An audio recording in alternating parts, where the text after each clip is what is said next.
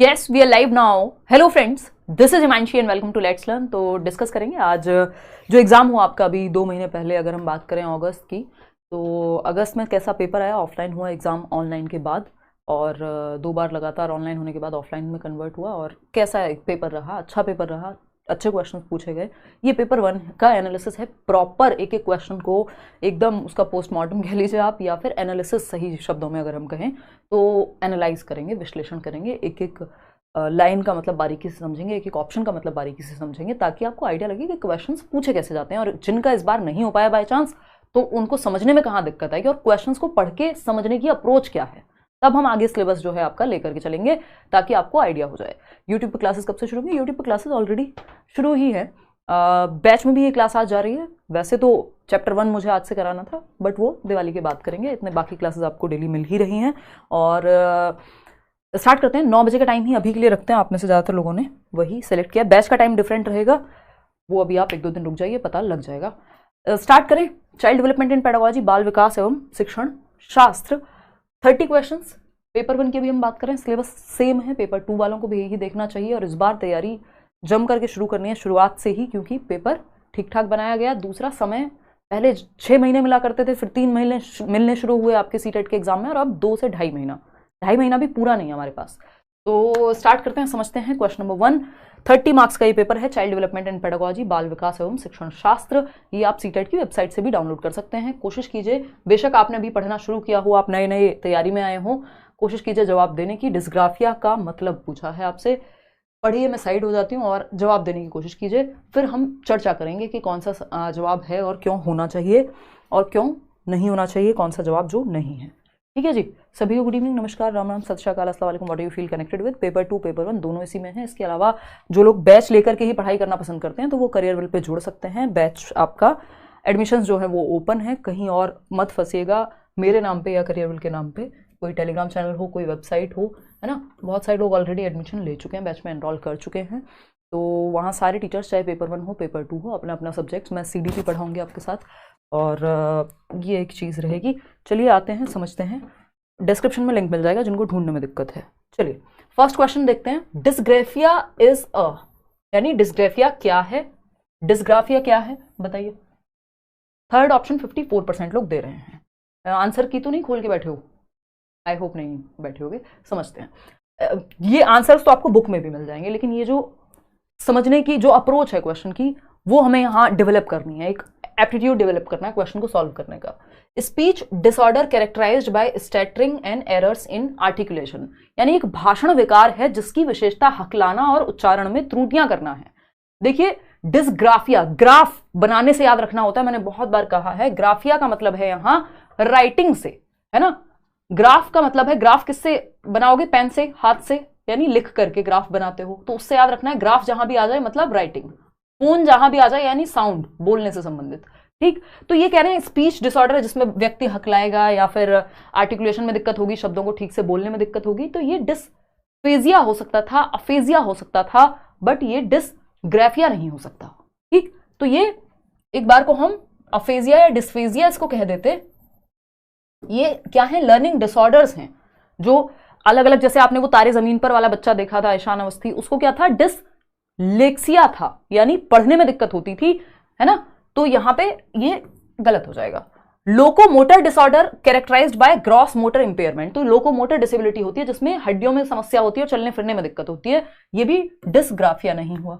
Neurological disorder characterised by trouble in forming letters and shapes, यानी एक तंत्रिकीय विकार है जिसकी विशेषता अक्षरों और आकारों को बनाने में कठिनाई है, यानी बनाने में यानी लिखने में दिक्कत है। और ग्राफिया का मतलब क्या है? यहां सीधा लिखने से है, ठीक है ना। और चाहे वो डिस्ग्राफिया हो, डिसलेक्सिया हो, डिस्कैल्कुलिया हो, डिस्फेजिया हो, ये सारे क्या है? एक तरह के न्यूरोलॉजिकल वायरिंग की प्रॉब्लम होती है, यानी बच्चे में दिमाग की कमी नहीं है, बच्चे का IQ कम नहीं है। एवरेज IQ वाले बच्चे को भी क्या है? डिस्ग्राफिया हो सकता है, डिसलेक्सिया हो सकता है। वो जो ईशान अवस्थी था तारे जमीन पर में, जो इतना अच्छा आर्टिस्ट बाद में बनते हुए उसको दिखाया गया, बहुत अच्छी ड्राइंग करता था, क्या उसके दिमाग में कमी थी? नहीं।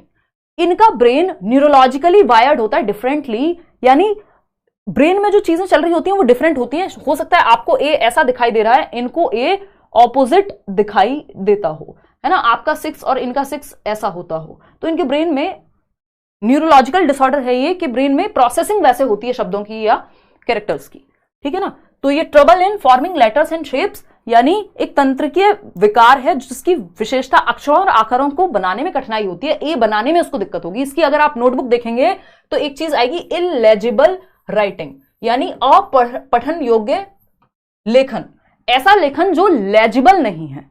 अगर हम डिस्ग्राफिया वाले बच्चे की बात करें तो हम ये कहेंगे कि भाई ये ऐसा लिखेगा डिस्ग्राफिया वाला बच्चा, डिस्ग्राफिया वाला जो बच्चा है, क्योंकि ग्राफ से मतलब है लिखने से, यहां पे राइटिंग डिसऑर्डर है, एक लेखन संबंधी विकार है, तो ये लिखता ऐसा है कि आप पहचान नहीं पाएंगे, इलेजिबल होगा। इलेजिबल, लेजिबल क्या होता है भाई? लेजिबल होता है पढ़ने योग्य, जिसको पढ़ा जा सके। जैसे ये जो मैंने लिखा है, होपफुली आप इसको पढ़ पा रहे होंगे, इसका मतलब ये राइटिंग लेजिबल है, पढ़ने योग्य है। लेकिन इलेजिबल क्या होगा? कुछ लोग होते हैं डॉक्टर्स की राइटिंग, हम नॉर्मल लोगों के लिए क्या है, इलेजिबल ही होती है, अपठन योग्य ही होती है, कि हम पढ़ के समझ नहीं पाते क्या लिखा है भाई, है। कई लोग होते हैं उनकी राइटिंग खतरनाक ही होती है, हम समझ नहीं पाते। बच्चे जो छोटे होते हैं कई बार वो वैसे ही लिख देते हैं, बिल्कुल कुछ और ही, एकदम जादू की भाषा में, है ना, जादू समझ रहे हो ना, कोई मिल गया वाला। तो इलेजिबल या अपठन योग्य डिस्ग्राफिया वाले बच्चे की राइटिंग, तो ये भी आप समझ जाएंगे। एक इस क्वेश्चन को ऐसे भी घुमा करके पूछा जा सकता है कि एक बच्चा है जिसकी नोटबुक देख करके आपको कुछ समझ नहीं आता या लेजिबल नहीं है, वर्ड्स टेढ़े मेढ़े बने हुए हैं, लाइन एक लाइन में नहीं है, ऐसी कई सारी चीजें वहां लिखी हो सकती है, इसका मतलब बच्चे को क्या है, डिस्ग्राफिया है, ये आप पहचान जाएंगे, ठीक है बात।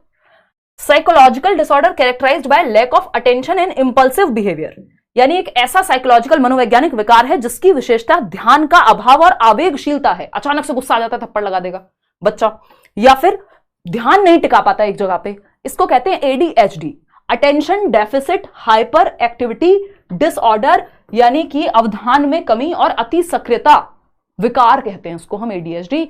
तो ये अलग अलग विकार कौन सा होगा ये भी मैंने आपको बता दिया, और डिस्ग्राफिया के बारे में भी हमने बात कर दी। अगर डिसलेक्सिया की बात करें, 3-4 डिसऑर्डर्स हैं जो आपको बेसिकली मुंह जबानी पता होने चाहिए, जितनी बार रिवीजन होगा उतना अच्छा है, ठीक है ना। अगर हम बात करें डिस्ग्राफिया की, हमने पढ़ लिया कि भैया डिस्ग्राफिया होता है लिखने से संबंधित, राइटिंग रिलेटेड एक विकार है, डिसऑर्डर है। डिस का मतलब ये होता है डिसफंक्शनल होना, यानी चीजें प्रॉपरली काम नहीं कर रही हैं। लेक्सिया का मतलब यहां रीडिंग से है कि बच्चा 6 को 9 पढ़ता है, गॉड को डॉग पढ़ता है, वॉज को 100 पढ़ता है ना, रीडिंग डिसऑर्डर कि 6 को 9 पढ़ रहे हैं। एक डिस कैलकुलिया है जिसमें कैलकुलेशन बच्चे की गड़बड़ हो जाती है, जहां मल्टीप्लिकेशन करना है वहां वो एडिशन कर देगा या उलट पुलट हो जाएगा, कैलकुलेशन में दिक्कत होगी, तो ये मैथ्स में समस्या आती है डिसकैलकुलिया की। डिस्ग्राफिया हम समझ चुके हैं, डिसलेक्सिया है, इसके अलावा एक और है डिस्फेजिया, हैं तो बहुत सारे बट आपके काम के यही हैं सीटेट में, डिस्फेजिया। ये सेशन आप लोग अगर पेडागोजी में किसी भी पेपर की तैयारी कर रहे हैं तब भी आपको मदद देगा। डिस्फेजिया क्या है? जहां पीएच साथ में आ जाए, यानी फोन, यानी साउंड से संबंधित है, यानी लैंग्वेज को समझने से, कॉम्प्रिहेंशन से, भाषा आप क्या कह रहे हैं इस बच्चे को, इसको समझने में दिक्कत होगी और अपनी बात को कहने में दिक्कत होगी, आर्टिकुलेट करने में दिक्कत होगी। किसमें? डिस्फेजिया में। इसको अफेजिया भी कह दिया जाता है, ठीक है ना। चलिए खैर आगे बढ़ते हैं क्वेश्चन नंबर 2 पर। थोड़ा समय देकर के ही हम समझते हैं, जल्दी में इतने नहीं है हम, नहीं तो एनालिसिस का कोई मतलब नहीं रह जाएगा। क्वेश्चन नंबर 2 देखिए और इसका जवाब पोल में दीजिए फटाफट से। क्वेश्चन पढ़ते हैं। The approach to educating gifted children which moves them through curriculum at an unusually rapid pace is known as। प्रतिभावान बच्चों को शिक्षित करने का उपागम जो उन्हें असामान्य रूप से तीव्र गति से पाठ्यचर्या के माध्यम से आगे बढ़ाता है, क्या कहलाता है? अच्छा क्वेश्चन था इस बार, इसमें बहुत लोग कंफ्यूज हुए, कई लोगों ने इसमें गलत जवाब दिया।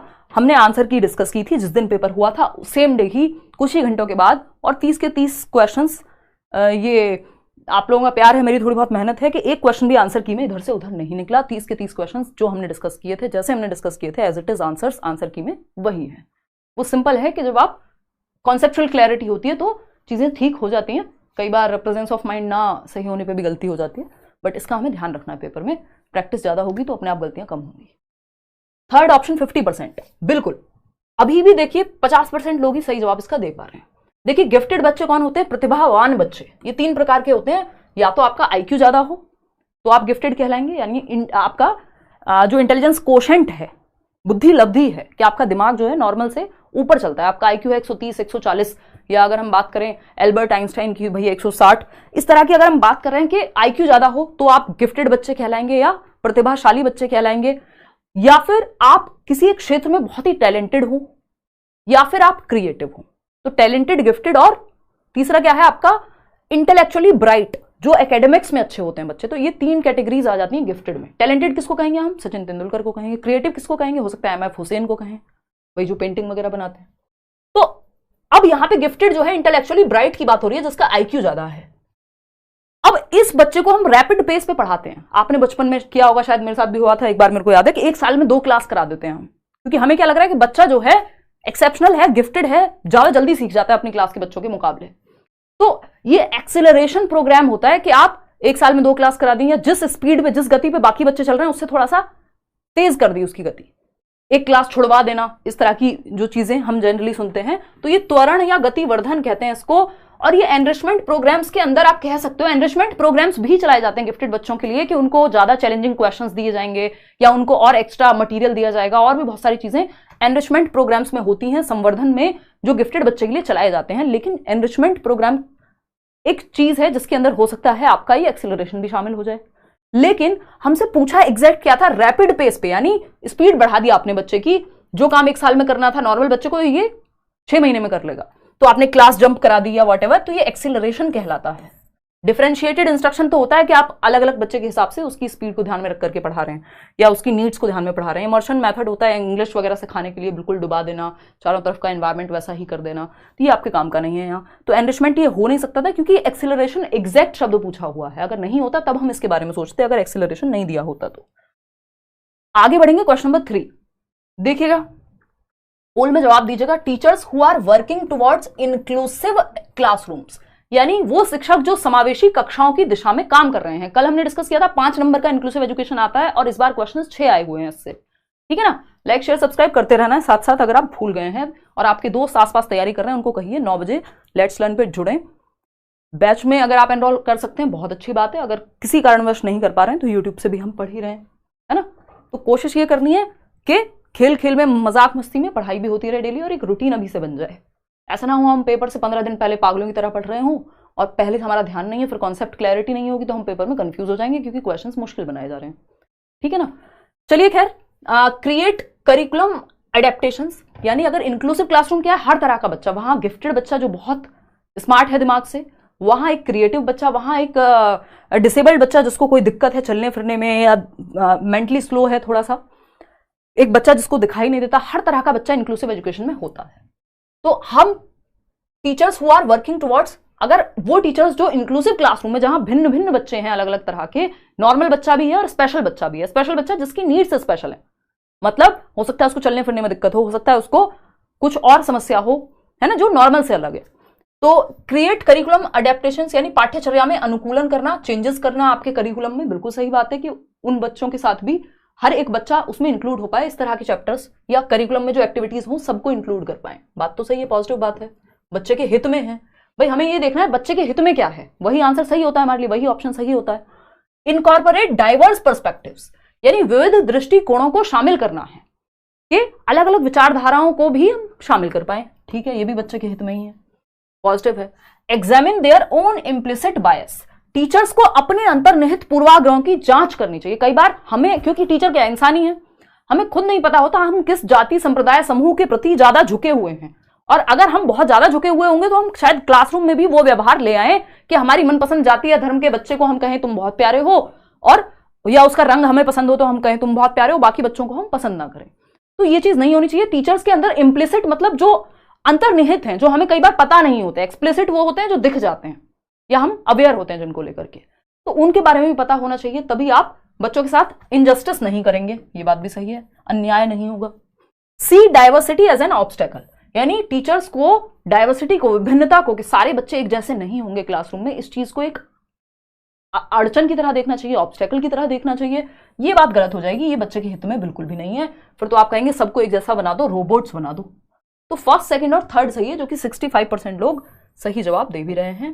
सही उत्तर क्या है? फर्स्ट, सेकंड और थर्ड। चलिए आगे बढ़ते हैं नेक्स्ट क्वेश्चन पे। क्वेश्चन नंबर क्या है? 4। देखिएगा, अच्छा क्वेश्चन है, मतलब अच्छा तो क्या है, हर बार पूछा जाता है, बस जैसे ही 2 फिल इन द ब्लैंक लगा दो आप सारे क्वेश्चंस को, ज्यादातर लोग गलती करना शुरू कर देते हैं क्योंकि 2 जगह पे फिल इन द ब्लैंक लगा हुआ है। हम क्या करते हैं, यहां पे ये वाला कर देंगे, यहां पे ये वाला कर देंगे, उल्टा कर देते हैं। While dash agencies of socialization are predominantly important in infancy, dash agencies of socialization also become important in early childhood, यानी शैशवावस्था, जिसको हम क्या कहते हैं, इन्फेंसी कह रहे हैं, यहाँ पे जन्म से 2 वर्ष की बात हो रही है। ठीक, शैशवावस्था में सामाजिकरण की डैश संस्थाएं, कौन सी संस्थाएं होती हैं शैशवावस्था में? घर में ही रहेगा, शुरू के 2 साल तो बच्चा प्रीमैरिली घर में रहता है अपने माँ बाप के पास, और वहां परिवार से क्या होता है, प्राइमरी सोशलाइजेशन, प्राथमिक सामाजिकरण। कि सामाजिकरण क्या है? सोशलाइजेशन, समाज के नियम कायदे तौर तरीके कानून। कोई घर पे आए तो उसे नमस्ते करते हैं, ये घर वाले ही तो सिखा रहे हैं हमें इस दौरान। जन्म से 2 वर्ष में तो प्राइमरी सोशलाइजेशन ही होता है, जो घर वालों के माध्यम से, यानी परिवार के माध्यम से, जिसको प्राथमिक कारक कहते हैं सामाजिकरण का। ठीक, उसके बाद ये कह रहे हैं इन्फेंसी की बात हो गई। Agencies of socialization also become important in early childhood. Early childhood होता है 2 से 6 वर्ष।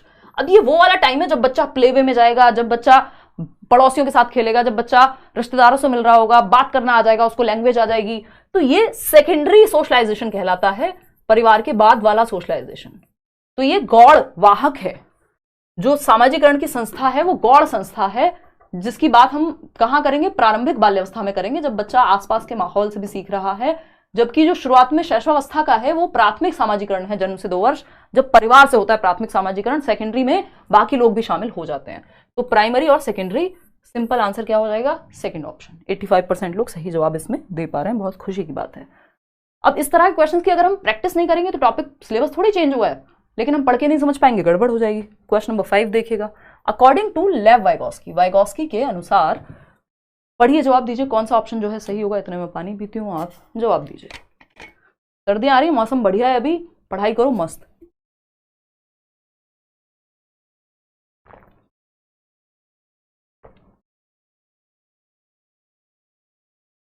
कोई कह रहा है 25 मिनट्स तक वेट किया आपके इंतजार में। इतना लेट तो हम हुए ही नहीं, 7-8 मिनट बाद क्लास शुरू हो गई थी, 9 बजे का टाइम था, और 7-8 मिनट बाद ही क्लास शुरू हो गई थी बैच में। तो आपने वेट कहाँ किया है? कहीं और तो नहीं करने लग गए थे वेट, किसी और एप्लीकेशन पे, यूट्यूब छोड़ के, करियरविल छोड़ के कभी कहीं और चले गए हों? अलग अलग तरह के ऐप्स हैं आजकल, वहाँ स्नैपचैट, इंस्टाग्राम, इन सब पे तो वेट नहीं कर रहे थे या और भी खतरनाक हैं? देखिए एक बार, फर्स्ट ऑप्शन कह रहे हैं 28% लोग, मतलब इसमें आप लोग कंफ्यूज हैं। अकॉर्डिंग टू लेव वाइगोस्की, लेव वाइगोस्की के अनुसार social factors influence language development but not cognitive development, यानी सामाजिक कारक जो होते हैं कि हम लोगों से मिलते जुलते हैं, बातचीत करते हैं, ये वाले जो कारक हैं वो भाषा विकास को प्रभावित करते हैं, परंतु संज्ञानात्मक विकास को नहीं। अच्छा, मतलब लैंग्वेज तो बेहतर होगी लेकिन दिमाग बेहतर नहीं होगा, ये पॉसिबल नहीं है। क्योंकि वाइगोस्की क्या कह रहे हैं? 3 चीजें जो हमारे संज्ञानात्मक विकास को, संज्ञानात्मक विकास क्या होता है? कॉग्निटिव डेवलपमेंट, हमारी समझ, हमारा ज्ञान बनाने की प्रक्रिया है एक तरह से संज्ञान। मतलब जो भी काम दिमाग से होगा, चाहे वो सोचना हो, समझना हो, तर्क करना हो, कल्पना करना हो, यानी कॉग्निटिव डेवलपमेंट का मतलब है आप जैसे नॉलेज को कंस्ट्रक्ट कर पाएंगे, यानी thinking, reasoning, problem solving, imagination, memory, जो भी काम दिमाग से होते हैं वो कॉग्निटिव डेवलपमेंट में आते हैं, कि आपका दिमाग का डेवलपमेंट, सिंपल भाषा में। तो वाइगोस्की कहते हैं सोसाइटी यानी सोशल फैक्टर्स, समाज के साथ जब हम इंटरेक्ट करते हैं, दादी नानी से कहानियां सुनते हैं, तो आपका कल्चर यानी जो हमारी सांस्कृतिक, इवन जो कहानियां हैं, जो हम रामायण पढ़ रहे हैं, महाभारत पढ़ रहे हैं, कुछ और जो भी हमारे कल्चर में चीजें चलती हैं, जिस तरह से हम त्योहार मना रहे हैं, तो सोसाइटी, कल्चर और लैंग्वेज यानी भाषा, ये 3 टूल हैं, 3 इंपॉर्टेंट टूल्स हैं, यंत्र हैं, या भाषा को सबसे बड़ा यंत्र कहा गया है संज्ञानात्मक विकास के प्रोसेस में। तो SCL, BPL कार्ड होता है ना, उस तरह से SCL है यहाँ पे, सोसाइटी, कल्चर, लैंग्वेज। तो ऐसा नहीं हो सकता कि लैंग्वेज, सोशल फैक्टर्स जो है इन्फ्लुएंस कर रहे हैं लैंग्वेज डेवलपमेंट को, बट संज्ञान नहीं डेवलप हो रहा। जबकि जहां सोसाइटी, कल्चर और लैंग्वेज की बात हो रही है तो तीनों डेवलप हो रहे होंगे, अपने आप ही संज्ञानात्मक विकास डेवलप हो रहा होगा। भाई व्यक्ति जब सोशल फैक्टर्स की अगर हम बात करें, जब समाज में बैठेगा, भाषा सीखेगा, तो क्या उसका दिमाग की वृद्धि नहीं होगी? क्या उसका संज्ञान की वृद्धि नहीं होगी? जब वो क्वेश्चन आंसर करेगा, 4 लोगों से बातचीत करेगा, होगी। गलत हो गई ये बात। Cognitive development facilitates language development, उल्टा है। क्या है? उल्टा है। ये बात पियाजे के पक्ष में तो सही है, वो कह रहे हैं डेवलपमेंट से लर्निंग हो रही है, जबकि यहां पे वाइगोस्की क्या कहते हैं, ये बात हमने कितनी बार डिस्कस की, अगर लास्ट ईयर आप लोग जुड़े होंगे, लर्निंग से डेवलपमेंट होता है, यानी लैंग्वेज टूल है संज्ञानात्मक विकास में, यानी भाषा से आप अपनी समझ को विकसित करते हैं। अगर हम किताबें ना पढ़ें, अगर आज के समय में हम देखें, रेडियो सुनते थे पहले लोग कथाएं सुनते थे, आज भी सुनते ही होंगे कुछ हद तक। अगर हम बात करें आज के समय में, पॉडकास्ट एक जरिया है, इंटरव्यूज लोग देते हैं, देखते हैं, पढ़ते हैं किताबें, ये सब क्या है? ये लैंग्वेज से ही तो हमारी समझ विकसित हो रही है। तो ऐसा थोड़ी है कि कॉग्निटिव डेवलपमेंट से लैंग्वेज डेवलपमेंट होता है, बल्कि लैंग्वेज डेवलपमेंट से हमारी समझ विकसित हो रही है। वाइगोस्की तो यही कहते हैं। तो ये बात तो गलत हो गई। Language development and cognitive development advance independent from each other, ये कई लोगों को कंफ्यूजन रहती है और कई लोग इसे गलत पढ़ा भी देते हैं कि भाषा विकास और संज्ञानात्मक विकास एक दूसरे से स्वतंत्र रूप से विकसित होते हैं। बिल्कुल भी नहीं, वाइगॉस्की के केस में तो बिल्कुल भी नहीं कि दोनों इंडिपेंडेंट हैं, लैंग्वेज अलग है कॉग्निटिव डेवलपमेंट अलग है। नहीं, वो थॉट और लैंग्वेज की बात है कि विचार और भाषा, और वो भी कुछ हद तक, कुछ समय तक बाद में जाकर के वो भी मिल जाते हैं वाइगॉस्की के अनुसार। तो ये दो बातों को आपको यहां पे थॉट और लैंग्वेज को कॉग्निटिव और लैंग्वेज से नहीं जोड़ देना है। तो एक ही ऑप्शन सही बचता है, language development facilitates cognitive development. कितने लोग जवाब दे पाए हैं इसका? कोई भी नहीं दे पाया। 29% लोग अभी भी बी कह रहे हैं, सिर्फ 20% लोग फोर्थ ऑप्शन पे अब या तो अक्कड़ बक्कड़ बम्बे बो करके जो है उन्होंने जवाब दे दिया होगा। Language development facilitates cognitive development, भाषा विकास, जैसे जैसे आपकी भाषा का विकास होता है, जैसे जैसे आप पढ़ के समझने लगते हैं, आपकी समझ भी विकसित होती है ना। तो भाषा विकास संज्ञानात्मक विकास को सुगम बनाता है कि हम चीजों को बेहतर समझ पाएं, बेहतर तर्क कर पाएं, बेहतर थिंकिंग कर पाएं। ये सब चीजें बेहतर होती हैं जब हमारी लैंग्वेज डेवलपमेंट बेहतर होगा। तो जैसे जैसे हम स्कूल में जा रहे हैं, क्या हो रहा है, बिना लैंग्वेज के कैसे सीखेंगे? तो लैंग्वेज डेवलपमेंट से कॉग्निटिव डेवलपमेंट, यानी हमारी समझ भी विकसित होती है भाषा विकास से। और लैंग्वेज क्या है? एक बड़ा टूल है। सोसाइटी, ये जो शुरुआत में हमने बात की थी, सोसाइटी, कल्चर, यानी जो लोगों से हम मिलते जुलते हैं, कल्चर, जिस कल्चर में हम रहते हैं, लैंग्वेज। और इवन लैंग्वेज के बिना हम कल्चर और सोसाइटी में उतना अच्छा नहीं इंटरेक्ट कर पाएंगे। तो लैंग्वेज जैसे जैसे डेवलप होगी, दिमाग भी अच्छा डेवलप होगा। इन दोनों में पॉजिटिव रिलेशन है। Fourth option is the right answer. आगे बढ़ेंगे क्वेश्चन नंबर 6 की तरफ। देखिएगा, जल्दीबाजी नहीं करनी है, जल्दी करनी है, जल्दबाजी नहीं। और अभी तो जल्दी भी नहीं करनी क्योंकि शुरुआत है। ये जल्दी करने को भी मैं आपसे जब कहूंगी जब आप एक आध महीने पढ़ चुके होंगे कि भाई अब हमारा बैच में भी अगर हम चैप्टर काफी हद तक आधा सिलेबस कर चुके हैं या वॉट, उस समय मैं आपसे कहूंगी कि अब आप जल्दी सॉल्व करिए। अभी तो आपका समझने पे फोकस होना चाहिए। और ये क्वेश्चंस इसलिए हैं ताकि आपका दिमाग थोड़ा सा सेंटर में आ जाए, यानी एक तरह से आप अवेयर हो, हवा में ना रहें, पता हो कि पूछा कैसे जाता है क्वेश्चन, ठीक है ना।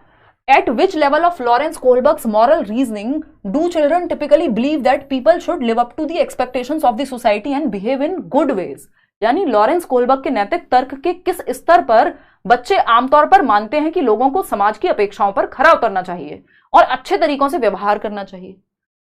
यानी जो लॉरेंस कोलबर्ग का क्या है, नैतिक विकास का सिद्धांत है, मॉरल डेवलपमेंट की थियरी है। कल ही हम बात कर रहे थे कि 2 क्वेश्चन कोलबर्ग पे हैं, 3 क्वेश्चन पियाजे और वाइगॉस्की पे हैं। टोटल मिलाकर के 3 थियरीज से 8 क्वेश्चन है जो इस बार पूछे गए हैं। तो मॉरल डेवलपमेंट यानी नैतिक विकास। नैतिक विकास क्या होता है? सही और गलत क्या है, झूठ बोलना गलत है, सच बोलना सही है, ये क्या है? मॉरल डेवलपमेंट का पार्ट है, उससे ही हम सीख पाते हैं। अब मॉरल डेवलपमेंट की जब हम बात कर रहे हैं, नैतिक विकास की बात कर रहे हैं, तो किस स्तर पर? कोहलबर्ग ने कितने स्तर दिए हैं भाई? 6 स्तर दिए हैं और 3 जो है वो लेवल दिए हैं। अगर मैं कहूं जो चरण है वो 6 हैं और स्तर 3 है, ये कह लीजिए आप, है ना। तो स्तर 3 यानी लेवल्स जो हैं वो 3 हैं। हर एक लेवल पे 2 स्टेजेस हैं, स्टेजेस हैं टोटल 6। ठीक, ये बेसिक बात है। 3 दूना 6 यानी 3 2 जा 6, यानी हर एक लेवल पे 2 आपकी स्टेजेस हैं। इतनी बात क्लियर है। तो अगर हम यहां देखें, पूछा क्या हमसे, लॉरेंस कोलबर्ग के नैतिक तर्क के किस स्तर पर यानी किस लेवल पर आमतौर पर लोगों को समाज की अपेक्षाओं पे खरा उतरना चाहिए और अच्छे तरीके से व्यवहार करना चाहिए। भैया गुड व्यवहार करो, good behaviour, good boy, nice girl, ताकि समाज आपको अच्छा कहे, सही से पेश आओ सबके साथ। क्या है? कन्वेंशनल, जो समाज के अनुसार चलता है, जिसमें समाज को आप ध्यान में रखते हैं।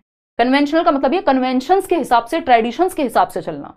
गुड बॉय नाइस गर्ल जो 3rd स्टेज है वो यही आती है, इसी लेवल की पहली स्टेज है, वो हम आगे जाकर के पढ़ेंगे, कन्वेंशनल लेवल। ठीक है ना, आगे बढ़ें तो इसमें 3 स्टेजेस होती है। एक प्री कन्वेंशनल होती है, जब बच्चे को कोई फर्क नहीं पड़ता सही गलत से, वो अपना दंड से बचना चाहेगा, उसको फायदा क्या मिल रहा है इसलिए काम करेगा। कन्वेंशनल होती है समाज में अच्छा दिखने के लिए अच्छा बर्ताव करेगा। पोस्ट कन्वेंशनल होती है, जो इसमें दी नहीं हुई, वो होती है वो अपने नियम बनाएगा सही और गलत के। चलिए आगे बढ़ते हैं क्वेश्चन नंबर 7 पर। क्वेश्चन नंबर 7, जिस क्वेश्चन को देखकर कई लोग डर जाते हैं, असर्शन यानी एक स्टेटमेंट है, एक अभिकथन है, और एक दिया हुआ है इसका रीजन यानी तर्क। रीजन यानी तर्क या कारण। अब आपको देखना है कि क्या ये स्टेटमेंट सही है, क्या ये तर्क सही है, क्या दोनों सही हैं एक दूसरे के लिए, है ना। तो अगर हम बात करें स्टेटमेंट की, तो स्टेटमेंट क्या है? Interaction with more knowledgeable others such as teachers and peers can provide the necessary support and guidance to help learners develop their understanding and skills. यानी शिक्षकों और साथियों जैसे अधिक जानकार अन्य लोग, मोर नॉलेजेबल अदर, जो लोग टीचर्स हैं जैसे, या फिर ज्यादा जानते हैं आपसे, आपके भाई बहन, आपके दोस्त हो सकते हैं कि भाई आपको किसी कॉन्सेप्ट में दिक्कत होती है और आप मान लीजिए सीडीपी में आपको दिक्कत है, तो मैं आपके लिए सीडीपी में क्या हो गई, मोर नॉलेजेबल अदर हो गई, यानी आपसे उस विषय में शायद ज्यादा जानती हूँ। ठीक है बात। तो या तो टीचर्स होते हैं इस केस में, या फिर आपका कोई दोस्त, भाई बहन भी हो सकता है, छोटा हो बड़ा हो कोई भी हो सकता है, एज मैटर नहीं करेगी, पेरेंट्स हो सकते हैं आपके, उनको मोर नॉलेजेबल अदर कहते हैं, MKO, यानी ज्यादा जानने वाला अन्य के साथ बातचीत करना शिक्षार्थियों को उनकी समझ और कौशल विकसित करने में मदद के लिए आवश्यक है, जिससे मार्गदर्शन प्राप्त होगा। अगर कोई आपसे ज्यादा जानता होगा उससे आप सीख जाएंगे। बात तो सही है। किसकी बात है ये, वाइगॉस्की कहते हैं ये बात, MKO का जो कॉन्सेप्ट है ट्रू है। अब इसका रीजन क्या दिया है, तर्क क्या दिया है, क्यों सही है? तर्क है सोशल इंटरेक्शन इज अ की component of learning and development, यानी जो सोशल इंटरेक्शन है, ये जो मैं और आप बात कर रहे हैं, जो आप आपस में बात करते हैं या क्लासरूम में जब चर्चाएं होती हैं, तो ये सोशल इंटरेक्शन हुआ, या जब गली मोहल्ले में चार लोग बात कर रहे हैं, क्या सोशल इंटरेक्शन है, सामाजिक अंतःक्रिया है, अन्योन्य क्रिया है। सोशल इंटरेक्शन इज अ की component of learning and development. ये सोशल इंटरेक्शन जब हम घुलते मिलते हैं, बात करते हैं, चार लोगों से जानते हैं, तो क्या होता है, हमारे विकास और सीखने में ये महत्वपूर्ण रोल प्ले करता है। इसलिए मोर नॉलेजेबल अदर हमें अच्छा सिखा सकता है। क्यों? क्योंकि सोशल इंटरेक्शन हमें हेल्प करता है सीखने में। दोनों बातें सही हैं।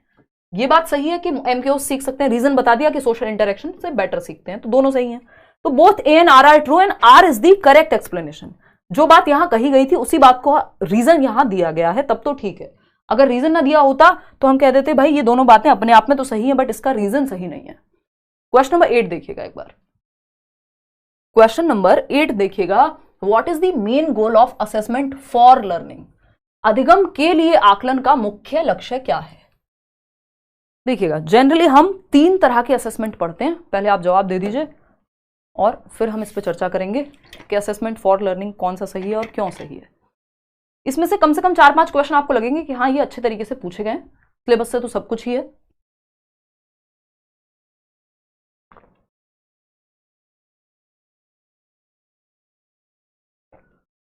हाँ देखिए दिव्या, जो लोग नए हैं, थियरी पढ़ाई जाएंगी बैच में, आपका जो नेक्स्ट सेशन होगा आई थिंक दिवाली के बाद होगा, और थियरी हम पढ़ेंगे। अभी ये जस्ट एक आपकी आंखें थोड़ी सी खोलने के लिए है कि पेपर कैसा आया था इस बार, ठीक है ना। ये आप दोबारा आकर के देखिएगा जब आप कुछ चैप्टर्स पढ़ चुके हों, जिनको ज़्यादा दिक्कत हो रही है। कोई कह रहा है कि आप इंग्लिश पे ज़्यादा ध्यान ना देके हिंदी पे ध्यान दें, आपसे रिक्वेस्ट है, साहित्य तिवारी कह रहे हैं। तिवारी जी बात तो आपकी सही है, लेकिन बहुत सारे लर्नर्स हैं जिनको कोई अच्छे से इंग्लिश में भी बताने वाला नहीं है, तो कोशिश रहती है बाइलिंगुअल चलें। इतनी बेसिक इंग्लिश हमें आनी चाहिए कि हम दोनों बातों को समझ पाएं, एटलीस्ट कोशिश रहेगी फिर भी दोनों ही भाषाओं को साथ लेके चलने की। 76% लोग कह रहे हैं सी ऑप्शन, यानी what is the main goal of assessment for learning. For learning का मतलब होता है, देखो 3 प्रकार का असेसमेंट है, पहले इसको ही समझ लेते हैं। To identify students who can be categorized as slow learners, तो कैटेगराइज करने के लिए या रिजल्ट देने के लिए वो होता है ऑफ लर्निंग, यानी सीखने का आकलन कि कितना आता है आपको, ये असेसमेंट ऑफ लर्निंग से पता लगेगा। और यहां पे ये नहीं पूछा, यहां पे फॉर लर्निंग के बारे में पूछा है। To evaluate students performance and assign grades, again same बात हो गई कि वैसे तो ये किसी भी आकलन का उद्देश्य नहीं होना चाहिए कि आप क्या करें, बच्चे को लेबल करें। परफॉर्मेंस का पता लगाना है, फर्स्ट आया सेकंड आया तो फिर ऑफ रहेगा, है ना, उसको तो हटा ही देना, वो ऑफ में भी नहीं होना चाहिए कायदे में, तो जो फर्स्ट ऑप्शन है, क्योंकि आप बच्चे पे ठप्पा लगा रहे हो स्लो लर्नर और फास्ट का। To provide feedback to students that can be used to improve their learning, yes. For learning का मतलब अभी सीखना बाकी है, सीखने के लिए आकलन, यानी आपका टेस्ट इसलिए लिया जा रहा है, जो आप अभी पोल में बता रहे हैं कि थर्ड ऑप्शन होगा, 77% लोग जवाब दे रहे हैं, क्या इससे आपका रिजल्ट बन जाएगा? क्या आप इससे फर्स्ट सेकंड थर्ड आ जाएंगे आज के सेशन से? नहीं, अभी तो हो सकता है कई लोगों ने चैप्टर्स भी ना पढ़े हों। तो यहां पे मतलब क्या है कि ये आपको फीडबैक के लिए है कि आपको इंप्रूव करने की अभी जरूरत है लर्निंग को, तो ये फॉर लर्निंग है। ये जो आकलन है पोल में जो आप जवाब दे रहे हैं वो इसलिए है कि अभी लर्निंग हो सके, बेहतर इंप्रूव हो सके। नंबर पे नहीं है कि कितने सही हो कितने गलत, वो पेपर के टाइम पे होगा कि कितने सही हो रहे हैं वो जांचने के लिए। To compare student performance to a standard और बेंचमार्क, ये भी गलत तरीका है ना। या हम कहें कि फॉर लर्निंग में नहीं आएगा, ऑफ लर्निंग में ही आएगा कि इतने % आने चाहिए थे, क्या आए? जैसे बेंचमार्क क्या है, सीटेट का बेंचमार्क है 60% मार्क्स लाने हैं तब जाके क्रैक कर पाएंगे, तो उसकी बात नहीं हो रही है।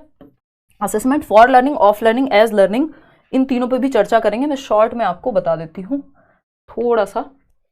फॉर लर्निंग होता है जो अभी हमने बात की कि आगे इंप्रूवमेंट के लिए, ऑफ लर्निंग होता है कितना आता है आपको परफॉर्मेंस, कितने % आप अचीव कर पाए, और एज लर्निंग होता है सीखने के साथ, या बच्चा खुद का जब सेल्फ असेसमेंट करे या उसके दोस्त उसका सेल्फ असेसमेंट मतलब असेसमेंट करें एक दूसरे का आपस में, तो वो पीयर असेसमेंट या एज लर्निंग कहा जाता है।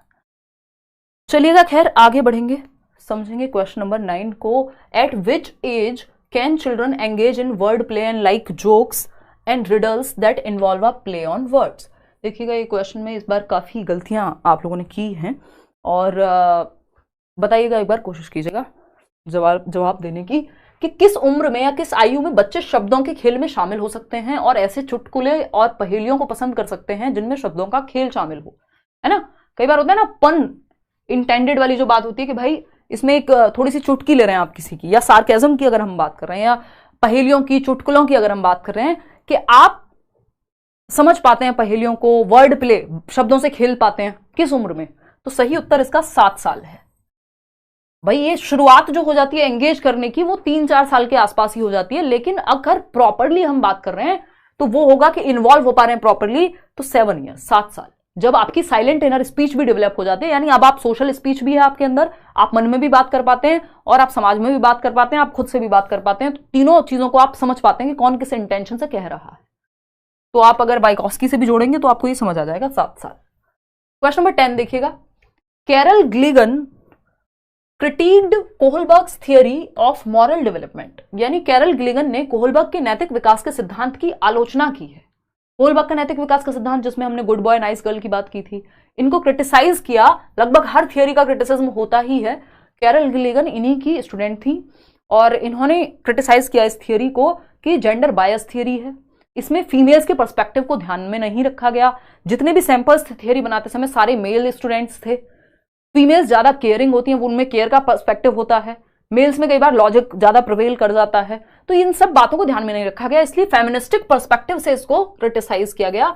सिंपल जवाब इसका यही है, बाकी कुछ और नहीं है। जेनेटिक फैक्टर और ये सब यहां आते भी नहीं है, तो B option is the right answer. नारीवादी दृष्टिकोण से कैरल ग्लिगन जो कि एक महिला है उन्होंने क्रिटिसाइज किया है अभी भी, है ना। देखिए क्वेश्चन नंबर 11 की अगर हम बात करें, one of the main characteristics of pre operational thought according to Jean पियाजे is dash which refers to the tendency to focus on one aspect of a situation and neglect others।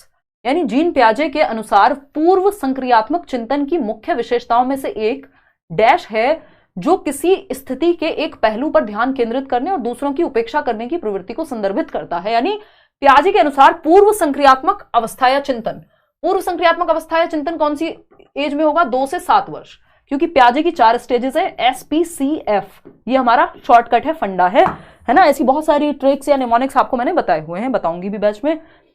Sensory motor होता है इंद्रियगामक जन्म से 2 वर्ष। Pre operational जिसकी यहां बात हो रही है पूर्व संक्रियात्मक की, ये होता है 2 से 7 वर्ष। कॉन्क्रीट ऑपरेशनल जिसको मूर्त संक्रियात्मक कहते हैं, ये होती है तीसरी स्टेज 7 से 11 वर्ष। और जो आखिरी स्टेज है फॉर्मल ऑपरेशनल जिसको औपचारिक संक्रियात्मक कहते हैं, 11 एंड अबव या 11 से 15 लिख देते हैं कई बार। तो ये 4 स्टेजेस हैं, है ना। इसको याद करने का सिंपल तरीका, some people, S for some, P for people, C for can't, F for focus. Some people can't focus, नहीं तो SPCF 4 स्टेजेस ऐसे याद कर सकते हैं। तो प्री ऑपरेशनल की बात हो रही है सेकंड स्टेज की, पूर्व संक्रियात्मक 2 से 7 वर्ष में कौन सा चिंतन आएगा? आपको पता है ईगो सेंट्रिक होता है बच्चा कुछ हद तक, यानी खुद पे ही सेंटर में रखता है खुद को ही वो। तो पियाजे is dash which refers to the tendency to focus on one aspect of a situation, यानी बच्चे का जो ध्यान है वो पूरा एक पॉइंट पे ही है। यानी जब वो इस मग को देखेगा तो सिर्फ इसके कलर पे ही ध्यान है, ये नहीं कि इस पे लिखा किस फॉन्ट में गया है, इसकी और क्या विशेषताएं, इसकी शेप कैसी है, नहीं, उसका ध्यान है सिर्फ इसके रंग पे। तो वो चीजों के सिर्फ एक पहलू पे ध्यान देता है, ठीक है ना। तो इसको सेंट्रेशन कहते हैं कि उसका ध्यान सिर्फ एक चीज पे सेंटर्ड है या कॉन्सेंट्रेटेड है। तो ये थोड़ी सी दिक्कत वाली बात होती है क्योंकि वो सारे पहलू नहीं देख पाएगा एक सिचुएशन के। फिर इसको जब अब थियरी आएगी तो और अच्छे से पढ़ेंगे। तो ये सेंट्रेशन का गुण है या अवगुण कह सकते हो, सीमा है, लिमिटेशन है ये इस थियरी की, मतलब इस स्टेज की। क्वेश्चन नंबर 12 देखिएगा, इस क्वेश्चन में बहुत लोग घबराए इस बार। ये कहता है इन अर्ली चाइल्डहुड यानी 2 से 6 वर्ष, अर्ली चाइल्डहुड यानी पूर्व बाल्यावस्था 2 से 6 वर्ष, ग्रोथ जिसका मतलब है वृद्धि। वृद्धि क्या होती है? शारीरिक होती है, आपके शरीर का, आपकी हाइट का, वेट का, इन सब का बढ़ना क्या है? वृद्धि कहलाता है। तो वृद्धि डैश और सोच डैश है प्रारंभिक बाल्यावस्था में 2 से 6 वर्ष में। तो आपको पता है सोच कैसी होती है 2 से 6 वर्ष में? प्री ऑपरेशनल स्टेज की बात हो रही है ना अक्रम? कैसी होती है सोच? ईगो सेंट्रिक होती है, अहम केंद्रित। बच्चा खुद को सेंटर में रखता है। पिताजी ऑफिस से आए, आज नौकरी से निकाल दिया गया, भगवान ना करे ऐसा हो, बट हो गया। अब वो खुद बहुत दुखी है, लेकिन बच्चा कह रहा है सुबह कहा था चॉकलेट लाने को, लाई क्यों नहीं हो? वो इस बात पे रोने में लगा हुआ है, उसको कोई फर्क नहीं पड़ता क्या मूड है। तो बेसिकली वो खुद को सेंटर में रखता है हर चीज के लिए। सोच क्या होती है 2 से 6 वर्ष में प्री ऑपरेशनल स्टेज में, प्रारंभिक बाल्यावस्था में? क्या? अहम केंद्रित होती है, यानी खुद को केंद्र में रखता है बच्चा, है ना। कोई चीज उसको क्यों नहीं मिली, कम रह गई ज्यादा रह गई, कोई बात थी, कुछ नहीं। सोच क्या होती है, अहम केंद्रित। तो ग्रोथ डैश, चलो हमने मान लिया हमें नहीं पता क्या है ग्रोथ, बट हमें पता है थिंकिंग इज ईगोसेंट्रिक, ये बात तो हमें पता है। ऑप्शंस में से भी चूज कर सकते हो। While in middle childhood, middle childhood जहां लिखा हो समझ जाओ 6 से 11 की बात हो रही है, लेटर चाइल्डहुड की ही बात हो रही है। ये स्टेजेस हैं चाइल्डहुड के, आगे जाके पढ़ेंगे जो लोग नए जुड़े हैं। Growth dash and thinking is dash. तो आपको पता है मिडिल चाइल्डहुड में, अब हमारे पास यहां बहुत ज्यादा दिमाग लगाने के लिए हमारे पास ऑप्शन नहीं है। हमें पता है इन्फेंसी में तेज होती है ग्रोथ, इन्फेंसी में क्या है, तेज होती है, लेकिन क्या प्रीनेटल स्टेज से तेज होती है, नहीं। इन्फेंसी में तेज होगी, अर्ली चाइल्डहुड में उससे कम होगी, मिडिल चाइल्डहुड में उससे कम होगी, और एडोलसेंस में अचानक से बढ़ जाएगी, है ना। अर्ली चाइल्डहुड में भी तेज होती है, लेकिन इन्फेंसी के मुकाबले नहीं। तो अगर हम यहां पे देखें तो हमें देखना पड़ेगा ऑप्शंस क्या दिए हुए हैं। तो एक तो जहां जहां ईगोसेंट्रिक लिखा है सेकंड ऑप्शन में वो चूज कर लो। समवॉट ईगोसेंट्रिक होती है थिंकिंग, ये कह रहे हैं समवॉट लॉजिकल होती है। 2 से 6 वर्ष का बच्चा कहां से लॉजिकल थिंकिंग करने लग जाएगा, तो ये दोनों ऑप्शन तो हट गए, है ना। ये तरीका है पेपर सॉल्व करने का, भाई जो 2 ऑप्शन फिट ही नहीं हो रहे उनको साइड कर दो। जरूरी थोड़ी सारी बातों का जवाब आपको पहले से आता होगा, निकाल लेंगे। तो समवॉट ईगोसेंट्रिक है यहां भी और यहां भी। अब देखना है कि इन अर्ली चाइल्डहुड क्या ग्रोथ क्या है, स्लो होती है, नहीं, तेज ही होती है, बल्कि हमने जो पढ़ा है। लेकिन ये कह रहे हैं या तो स्लो होगी या स्टडी होगी, तेज का तो कोई ऑप्शन ही नहीं है। तो आपको इसमें से बेहतर चूज कर लेना, चलो भाई स्टडी मान लेते हैं, कुछ हद तक स्थिर होती है। धीमी कहना तो गलत बात होगी इस स्टेज में, ठीक है। While in middle childhood growth and thinking is dash.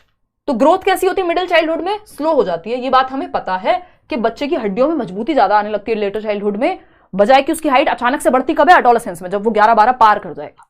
तो हम कहेंगे कि जो स्लो हो जाती है कहां पे, अर्ली मिडिल चाइल्डहुड में, जो ग्रोथ है यानी उसकी हाइट और वेट का जो बढ़ना है, और थिंकिंग उसकी लॉजिकल हो जाती है, क्योंकि आपको पता है लॉजिक जो है 7 से 11 वर्ष में आ जाता है। ये सारी थियरीज एक साथ लगानी है यहाँ पे, ब्याजी का तर्क भी आपको पता होना चाहिए कि कॉन्क्रीट ऑपरेशनल में ऐसा होता है। तो स्लो नहीं कह सकते हम, क्योंकि स्लो कहेंगे तो फिर अर्ली चाइल्डहुड में अगर स्लो हो गई तो मिडिल चाइल्डहुड में क्या होगी फिर ग्रोथ, है ना। तो कंपैरेटिवली देखा जाता है कि किससे कम और किससे ज्यादा। तो स्थिर है, कुछ हद तक आत्मकेंद्रित होगी चिंतन, और धीमी हो जाएगी मिडिल चाइल्डहुड में, और तार्किक सोच हो जाएगी। तो ये जोड़ करके इस तरह से इसके जवाब तक पहुंचना है। बाकी ये सारी चीजें जब हम पढ़ेंगे स्टेजेस में तो आपको बेटर तरीके से क्लियर होंगी, अभी टेंशन मत लीजिएगा। विच of the following is a gross motor skill, ये क्वेश्चन हर बार आता ही है, गर्लफ्रेंड से याद कराया हुआ है। GF जिसको हम कहते हैं आजकल पॉपुलर शब्द है, तो गर्लफ्रेंड का मतलब यहाँ आपकी GF का मतलब यहाँ गर्लफ्रेंड से नहीं है, यहाँ GF का मतलब है ग्रॉस मोटर स्किल्स, यानी बड़े मांसपेशियों के जो कौशल है, दौड़ना, भागना, उछलना, कूदना। और F से मतलब है फाइन मोटर स्किल्स, लिखना, ड्राइंग करना, पेंटिंग करना, है ना। तो ये फिजिकल डेवलपमेंट में आता है, ग्रॉस मोटर और फाइन मोटर। पहले स्थूल गतिक कौशल विकसित होते हैं। स्थूल गतिक क्या है, जिसमें बड़ी मांसपेशियों का इस्तेमाल हो, आपके हाथों की मसल, आपके आर्म्स की मसल, आपके लेग्स की मसल, ठीक। आप सही जवाब दे रहे हैं, स्विमिंग। स्विमिंग क्या है, ग्रॉस मोटर स्किल है, इस पे हम चर्चा कर चुके हैं। देखो स्विमिंग में ऐसा नहीं है आपकी आंखों का प्रयोग नहीं हो रहा, कि आपकी आंखों की मसल यूज नहीं हो रही, बट बिना ज्यादा काम किसका है, ज्यादा काम है आपके हाथ और पैरों का, आपकी टांगों का, और आपके किसका, इन आर्म्स का, बाहों का, ठीक है ना। तो अगर हम बात करें तो तैरना क्या है, ग्रॉस मोटर स्किल है। वहीं अगर निटिंग देखें, बुनाई देखें, तो आप कितने भी बड़े बॉडी बिल्डर हो, अगर आपकी आईसाइट और आपकी आंखों का कोऑर्डिनेशन अच्छा नहीं है तो आप बुनाई नहीं कर पाएंगे। तो ये तो फाइन मोटर यानी सूक्ष्म गतिक कौशल हो गया, ठीक। एक कागज पर वृत्त को रूपरेखा के अनुसार काटना, यार कट करना है आपको एक सर्कल को, तो ये भी फाइन मोटर स्किल है, यानी सूक्ष्म गतिक कौशल है। Cutting along the outline of a big rectangle on a paper, again cut करने की बात हो रही है। तो जब आपकी हाथों की यानी उंगलियों की मसल्स, यानी हाथों की मसल्स, बाहों की नहीं, हाथों की मसल्स और आपकी आंखों की मसल्स का कोऑर्डिनेशन हो, लिखना, पढ़ना, बुनाई, इन सब में फाइन मोटर यानी सूक्ष्म गतिक कौशल। स्थूल गतिक कौशल होगा जंप करना, रन करना, स्विमिंग करना, ठीक है ना। तो B option is the right answer. आगे बढ़ेंगे क्वेश्चन नंबर 14 पर। क्वेश्चन नंबर 14 देखिएगा, ये भी अच्छा क्वेश्चन था। Physical growth and development follow the dash and dash principle of development. भौतिक वृद्धि या शारीरिक वृद्धि की अगर हम बात करें और विकास के डैश और डैश सिद्धांतों का पालन करता है। कैसे सिद्धांत, पहला है integration, simple to complex, differentiation, cephalocaudal, ये दोनों साथ चलते हैं, इंटीग्रेशन और डिफरेंशिएशन को साथ लेके चलते हैं हम जनरली, तो ये अलग अलग नहीं जाएंगे यहाँ पे। Cephalocaudal top down, proximodistal inner to outer. इन्होंने कह दिया प्रॉक्सिमो डिस्टल पहले आएगा, सेफेलो बाद में आएगा, उल्टा हो गया। Differentiation and integration. ये अगेन इन्होंने उल्टी बात कर दी, कोई सेंस नहीं है। डिफरेंशिएशन और इंटीग्रेशन में क्या होता है बेसिकली, अपने आप में एक पूरा एक कॉन्सेप्ट है। इस पे कई बार हम ये इमोशंस में भी यूज होता है। जैसे आप बैडमिंटन खेल रहे हैं तो आप इंटीग्रेट कर रहे हैं पूरे अपने जितने भी फिजिकल डेवलपमेंट के, चाहे वो आपकी आंखों का विकास हो, चाहे आपकी शरीर का बाकी विकास हो, तो आप कोऑर्डिनेट करते हैं। डिफरेंशिएट भी करेंगे, कहाँ छोड़ना है कहाँ मारना है, और इंटीग्रेट भी करते हैं, ठीक है ना। तो वो एक अलग चीज होगी। यहाँ पे सिंपल बात सेफेलोकॉर्डल और प्रॉक्सिमो डिस्टल की हो रही है, ठीक है ना। बहुत बढ़िया चौधरी। तो अगर हम बात करें यहाँ पे सेफेलोकॉर्डल, सेफेलोकॉर्डल क्या, सेफेल का मतलब है खोपड़ी, शीर्षगामी यानी आपके सर से पैर की ओर विकास का जाना। यानी बच्चा पहले सर संभालना सीखता है, बाद में धड़ संभालना सीखता है। यानी पहले उसका सर पे कंट्रोल आएगा। पहले देखते हैं छोटा सा बच्चा होगा, अगर आपको पता है उसकी गर्दन इधर उधर जाती रहती है, फिर धीरे धीरे कंट्रोल आएगा गर्दन पे, फिर वो बैठना शुरू करता है यानी इस पोर्शन पे, फिर वो खड़े होना शुरू करेगा यानी सर से पैर की ओर कंट्रोल जा रहा है। ये है शीर्षगामी या सेफेलोकॉर्डल। समीपस्थ, दूरस्थ, जिसको हम कहते हैं प्रॉक्सिमो डिस्टल, ये दो दिशाएं हैं विकास की, हम पढ़ेंगे अभी आने वाले सेशंस में। तो प्रॉक्सिमो डिस्टल क्या है कि आपके सेंटर से पेरिफेरी की ओर, कि बच्चा पहले अपने कंधे संभालना सीखेगा, फिर हाथ, और फिर बाद में पेन पकड़ना सीखेगा। तो आपको पता है बच्चा पहले सर संभालना सीखता है, अपनी गर्दन संभालना सीखता है, बाद में पेन पकड़ना सीखेगा। तो आप सिंपली याद रख सकते हैं कि सेफेलोकॉर्डल से प्रॉक्सिमो डिस्टल की तरफ जाएंगे। पहले गर्दन संभालना सीखेगा, बाद में जाकर के पेन संभालेगा ना भाई, यहां पे कंट्रोल जो है ग्लास पकड़ना बाद में सीखेगा। तो B option is the right answer, शीर्षगामी से समीपस्थ दूरस्थ की ओर।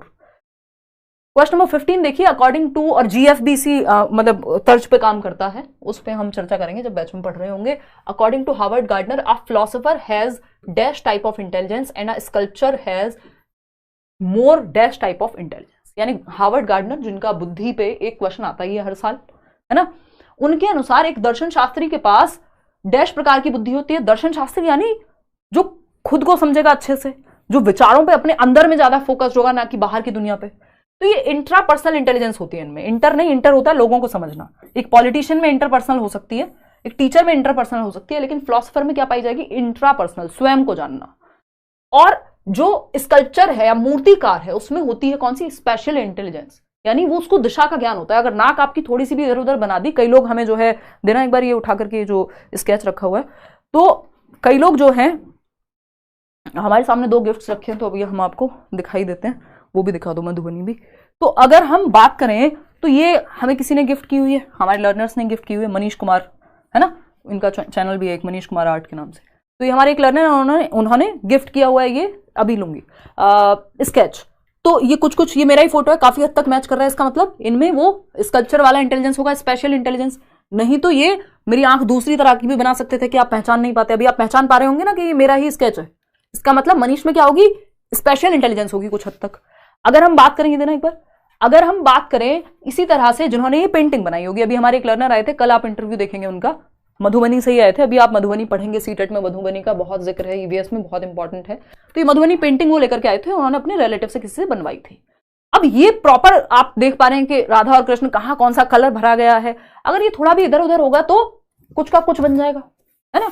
तो इसका मतलब जो लोग ये काम कर रहे हैं उनमें क्या है, एक स्पेशल इंटेलिजेंस है कि कहाँ नाक बनानी है, कहाँ आंख बनानी है, कहाँ कौन सा रंग कितना महीन होना चाहिए, ठीक। तो ये स्पेशल इंटेलिजेंस है।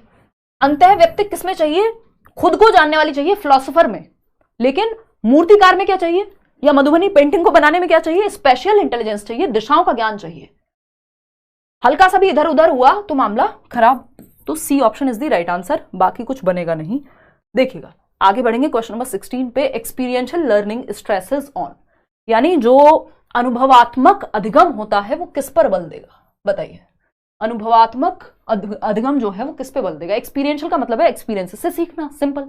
एक्सपीरियंशियल लर्निंग की बात हालांकि कोल्ब करते हैं, बट वो आपके सिलेबस में नहीं है, लेकिन आपको एक्सपीरियंशियल लर्निंग का मतलब सिंपल समझना, बच्चे को एक्टिव रखना है, उसके अनुभवों से सिखाना है। बच्चे को एक्टिव आपको हर ऑप्शन में रखने की कोशिश करनी है जब तक नॉट ना लगा हो। बच्चे के हित में बात करनी है। अगर आप बच्चे के हित को पहचान लेंगे चार ऑप्शंस में से, आपका जवाब सही हो जाएगा। ऐसा हो सकता है कि चारों ऑप्शन सही हो, लेकिन बेस्ट कौन सा है, जो बच्चे के सर्वश्रेष्ठ हित की बात करेगा, जो क्वेश्चन ने हमसे पूछा होगा उसके अनुसार, ठीक है ना। क्लियर है, चलिए फटाफट से हम आधा पेपर सॉल्व कर चुके हैं, आधा भी कर लेंगे अगले 10-15 मिनट में। एक्सपीरियंशियल लर्निंग यानी अनुभवात्मक अधिगम किस पर बल देगा, टीचर के कंट्रोल पे नहीं भाई, बच्चे के अनुभव पे। रीइंफोर्समेंट नहीं, क्योंकि ये कंस्ट्रक्टिविज्म से जुड़ा हुआ है, रचनात्मकतावाद से, जिसमें बच्चा एक्टिव होता है। तो टीचर का कंट्रोल, टीचर सेंटर्ड नहीं, चाइल्ड सेंटर्ड चाहिए हमें। रीइंफोर्समेंट होता है कि पुनर्वलन, गुड, वेरी गुड, ये वो नहीं, यहाँ पे बच्चे का अनुभव उसको अपने आप ही मोटिवेट कर देगा, तो ये इसकी भी जरूरत नहीं है। इंपॉर्टेंस ऑफ क्रिटिकल रिफ्लेक्शन, कि आप अपने अनुभवों पर रिफ्लेक्ट करके देख पाए, आलोचनात्मक प्रतिबिंबन के महत्व पर, कि आप अपने अनुभवों पे प्रकाश डाल के देख पाए कि क्या जो आपने किया, जो पेंटिंग बनाई, जो एक एस्से लिखा, क्या वो सही था, उसमें और क्या बेटरमेंट हो सकता था, उसको और कैसे बेहतर तरीके से, जैसे इस सेशन के बाद अगर मैं ये सोचूं कि यार ये वाला एग्जाम्पल ना ऐसे दिया जा सकता था, दैट मीन्स मैं क्रिटिकली रिफ्लेक्ट कर रही हूं, दैट मीन्स मैं प्रकाश डाल रही हूं मेरे ही एक्शन पे, मेरे ही अनुभव पर, और इस अनुभव से मैं बेहतर सीख पाऊंगी अगली बार। तो एक्सपीरियंशियल लर्निंग में अनुभव पे जब आप रिफ्लेक्ट करते हैं, प्रकाश डालते हैं, सोचते हैं उस पर, हर एक पक्ष से एनालाइज करते हैं, क्रिटिकली देखते हैं, तो आप क्या कर पाते हैं, बेहतर लर्निंग हो पाती है। वही बात यहां है, लर्निंग एज अ प्रोडक्ट नहीं, लर्निंग को प्रोसेस की तरह देखेगा एक्सपीरियंशियल लर्निंग, रट्टे नहीं लगवाता है, लर्निंग बाय डूइंग होती है। क्वेश्चन नंबर 17 देखिएगा, ये क्या कहता है भाई, बिल्कुल बैच के बारे में अभी बताऊंगी, कोई पूछना ना बैच में क्लास कब से, क्लास आपकी कल से शुरू हो गई है, और क्लास तो आपकी इवन मंडे से शुरू हो गई है अगर आप बाकी टीचर्स की बात करेंगे, और ये क्लास भी मैंने बैच में लगवाई है, लेकिन चैप्टर वाइज जो है आपका दिवाली के बाद से मेरा सेशन बाकी लोगों का चल रहा है, बाकी टीचर्स सारे आपकी ले रहे हैं class. Which of the following is an effective method to enhance problem solving skills in children, यानी बच्चों में समस्या समाधान कौशल को बढ़ाने के लिए निम्नलिखित में से कौन सा प्रभावी तरीका है। यानी समस्या समाधान क्या भाई, लाइफ है, प्रॉब्लम्स आएंगी, तो बच्चे को भी प्रॉब्लम सॉल्विंग आनी चाहिए, तो उसका तरीका कौन सा बेहतर है। डिस्करेज करेंगे इंडिपेंडेंट थिंकिंग को, कि खुद से स्वतंत्र चिंतन नहीं करना, जो हमने बता दिया as a parent as a teacher वही करना है, तो ये तो नेगेटिव तरीका हो गया, बच्चे का हित कहां है इसमें। प्रॉब्लम सॉल्विंग तो तब होगी ना जब आप इंडिपेंडेंटली, स्वतंत्र रूप से उसको मौका दें सोचने का, समस्या के समाधान तक पहुंचने का। Encouraging them to avoid difficult problems, तो भैया आसान आसान प्रॉब्लम सॉल्व करेंगे, डिफिकल्ट नहीं करेंगे, नहीं, simple to complex, easy to difficult जाएगा बच्चा। Providing them with readymade solutions to problems, यही हमारे कई बार बड़े करते हैं, हमारी जो इंडियन कल्चर है हमारा, जैसे इस चीज में शायद कई लोग बहुत अच्छे से भी, बट सब कल्चर को तो खैर क्या ही करें, बट हाँ काफी हद तक एक चीज चलती है इसमें कि हम ये चाहते हैं कि बच्चों के लिए हमारे हम ही डिसीजन ले लें सारे, है ना, उन्हें शादी किससे करनी है, उन्हें नौकरी क्या करनी चाहिए, उन्हें काम क्या करना चाहिए, उन्हें कहाँ जाना चाहिए, उन्हें क्या पहनना चाहिए, सारी चीजें हम डिसाइड कर लें। सारे पेरेंट्स ऐसे नहीं है ऑफकोर्स, और इसमें उनकी इंटेंशन अच्छी होती है पेरेंट्स की, ऐसा नहीं है कि वो आपका बुरा चाहते हैं, बट क्या इससे रेडीमेड सॉल्यूशन, जब भी कोई प्रॉब्लम आएगी तो आप कहां भागेंगे, अपनी बैसाखियां ढूंढने। वो बैसाखियां क्या है, आपके पेरेंट्स के, आप बता दीजिए क्या सॉल्यूशन, क्या करूं, है ना, आप ढूंढ लीजिए मेरे लिए लड़का, क्योंकि कल को कोई दिक्कत निकली तो मैं आपको ही कहूंगी, आके पकड़ूंगी सबसे पहले कि आप ही लेकर के आए थे इसको, है ना। तो ये क्या हुआ, हम फिर यहाँ पे डिपेंडेंट बन रहे हैं, हम यहाँ पे रेडीमेड सॉल्यूशन अगर ढूंढेंगे तो प्रॉब्लम सॉल्विंग एक समय तो ऐसा आएगा जहां हमारे डिसीजन हमें ही लेने होंगे, ठीक है ना।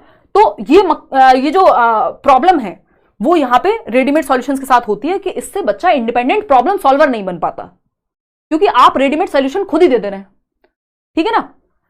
तो इसको हटाएंगे, फिर रेडीमेड सॉल्यूशन नहीं, बच्चा खुद से प्रॉब्लम सॉल्विंग सीख पाए। गिविंग देम अपॉर्चुनिटी, क्योंकि हर कोई हर समय उनके साथ नहीं होगा जीवन में रेडीमेड सॉल्यूशन उन्हें देने के लिए। Giving them opportunities to brainstorm and make intuitive guesses, यानी उन्हें बुद्धि मंथन करने और सहज अनुमान लगाने के अवसर देना, यानी खुद से ब्रेनस्टॉर्म करें क्या सॉल्यूशन हो सकता है, दिमाग दौड़ाएं, दिमाग पे थोड़ा जोर डालें कि क्या सॉल्यूशन हो सकता है, अपने अनुभव के बेस पे उनको अपॉर्चुनिटीज दें ऐसी जहां वो सोच पाए, उनके इंट्यूटिव गेसेस काम आए, उनका अनुमान अंदर से उनको जो लग रहा हो अरे ये भी कर सकते हैं, ये भी कर सकते हैं, तो तब टीचर और बच्चे साथ में मिलकर सॉल्यूशन निकालें, यानी पेरेंट्स और बच्चे साथ में मिलकर सॉल्यूशन निकालें कि पापा मुझे तो ऐसा लगता है ना, और आपको कैसा लगता है, तो मिलकर के एक सॉल्यूशन निकाल रहे हैं, या बच्चे की खुद की थिंकिंग जो है डेवलप हो रही है। ऐसा नहीं है कि एक तरफ से रेडीमेड सॉल्यूशन दिए जा रहे हैं। तो D option is the right answer. आगे बढ़ेंगे, क्वेश्चन नंबर 18 आएंगे वापस, ज्यादा आगे निकल गए। देखिएगा 18 क्या कहता है भाई, ये वही क्वेश्चन है जिससे डरने लग गए हैं आजकल आप लोग, 3 से 4 क्वेश्चन ऐसे भी आ जाते हैं, ठीक है ना। क्वेश्चन क्या कहता है, अजर्शन है, यानी एक अभिकथन है और रीजन है। स्टेटमेंट है teacher should create a meaning, ये हमने कल भी किया था I think, teacher should create a meaningful environment which seeks active participation and engagement of all children. शिक्षकों को सार्थक वातावरण, मीनिंगफुल एनवायरमेंट जिसका कोई मतलब हो वो बनाना चाहिए, जिसमें सभी बच्चों की सक्रिय भागीदारी और संलग्नता हो।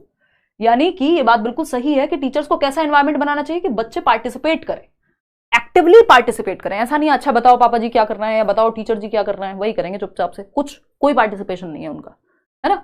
तो ये बात सही है कि उनको एक्टिव पार्टिसिपेशन में इन्वॉल्व होना चाहिए और एंगेजमेंट हो बच्चों का भी, बच्चे खुद से इन्वॉल्व होकर के सीखें तो उनको याद भी रहेगा, मतलब वो मीनिंग मेकिंग कर पाएंगे, रियल लाइफ से जुड़ पाएंगी चीजें। रीजन क्या है? All children are intrinsically motivated to learn and are capable of learning. यानी सारे बच्चे क्या होते हैं? आंतरिक रूप से अभिप्रेरित होते हैं सीखने के लिए और सीखने की क्षमता के साथ जन्म लेते हैं। ये बात चाइल्ड सेंटर्ड एजुकेशन में भी मैं हर साल आपके साथ डिस्कस करती हूं कि जो बाल केंद्रित शिक्षा है वो ये मानती है कि बच्चा जन्म से क्यूरियस है, जिज्ञासु है, उसके अंदर जिज्ञासा है हर चीज को देख करके जानने की, ये क्या है, क्यों है, जो हाथ में आएगा यूज करने लग जाएगा। तो ये क्या है? क्यूरियोसिटी है। तो बच्चा क्यूरियस होता है, सीसीएस में कहती हूँ, सीसीएल। क्यूरियस यानी जिज्ञासु है, क्रिएटिव यानी कुछ नया करने की क्षमता के साथ जन्म लेता है, और एबिलिटी टू लर्न, ये 3 क्षमताएं उसमें होती हैं, हम उसकी इन क्षमताओं को मारते हैं। तो ये बात क्या हुई कि सभी बच्चे आंतरिक रूप से मोटिवेटेड होते हैं सीखने के लिए, बशर्ते हम उन्हें माहौल सही दें। इसलिए हमें मीनिंगफुल एनवायरमेंट देना चाहिए। दोनों बातें सही हैं, दोनों बातें एक दूसरे को एक्सप्लेन कर रही हैं, तो नॉट नहीं, यहां पे करेक्ट एक्सप्लेनेशन है ना, B option is the right answer, second option. आगे बढ़ेंगे क्वेश्चन नंबर 19 पे। Which of the following process does not contribute to the course of learning? यानी कि निम्नलिखित में से कौन सी प्रक्रिया अधिगम के दौरान योगदान नहीं देती, यानी लर्निंग में हेल्प नहीं होगी। थोड़ा फास्ट कराइए, चलिए फास्ट कर देंगे, हमारी स्पीड तो बहुत तेज है, हम तो सोच रहे हैं आपको 4 शब्द समझ आ जाए। चलिए, निम्नलिखित में से कौन सी प्रक्रिया अधिगम के दौरान योगदान नहीं देती, यानी सीखने में हेल्प नहीं करती? ऑर्गेनाइज करना, यानी जो भी इंफॉर्मेशन है उसको एक साथ जोड़ करके समझना, बताओ, बिल्कुल हेल्प करेगा।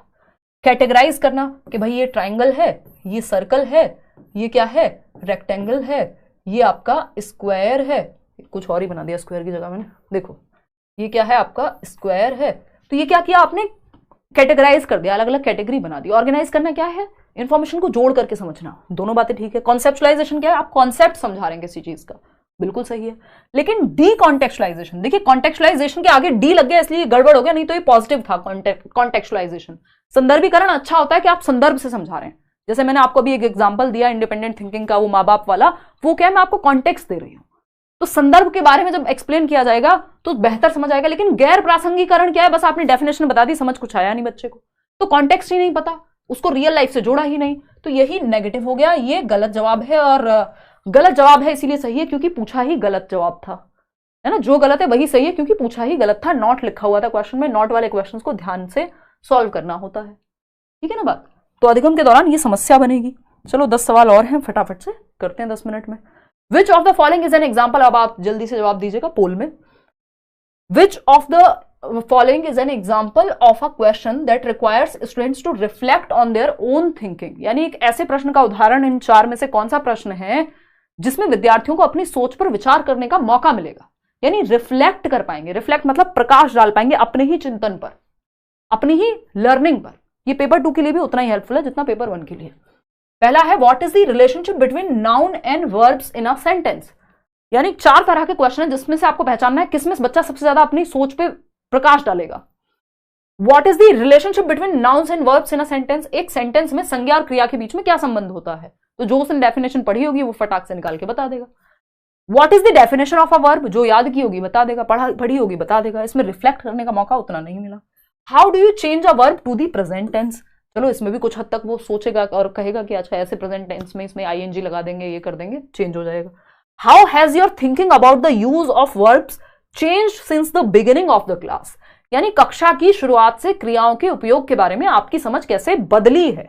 यानी जब आपने वर्ब पढ़ना शुरू किया था इस क्लास के शुरुआत में और अभी, उसमें वर्ब के बारे में जो आप सोचते थे या जो आपको समझ आता था उसके बारे में चेंज क्या हुआ है? अब बच्चे को सब कुछ समझ आएगा कि अच्छा मैंने पहले ये नाउन के बारे में ये पढ़ा था, वर्ब ये होती है, फिर तब मैं इस तरह से सोचता था, अब ये चेंज हुआ है। इसका मतलब सबसे ज्यादा दिमाग पे जोर कहां डलेगा? यही डलेगा। इसलिए यही सही सवाल का जवाब है। D option is the right answer, यानी 4th ऑप्शन जो आप लोग दे भी रहे हैं।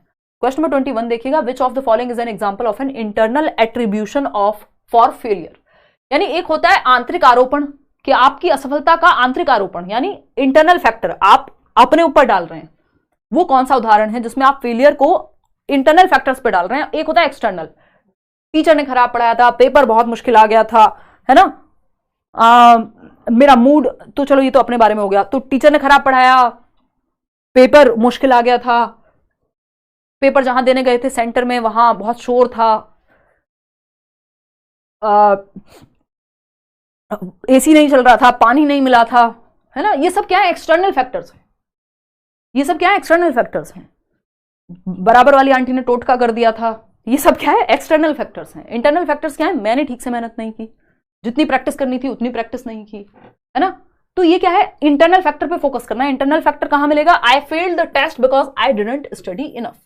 यानी इंटरनल फैक्टर है कि मैं परीक्षा में फेल हो गया क्योंकि मैंने पर्याप्त पढ़ाई नहीं की थी जितनी करनी चाहिए थी, ठीक है ना।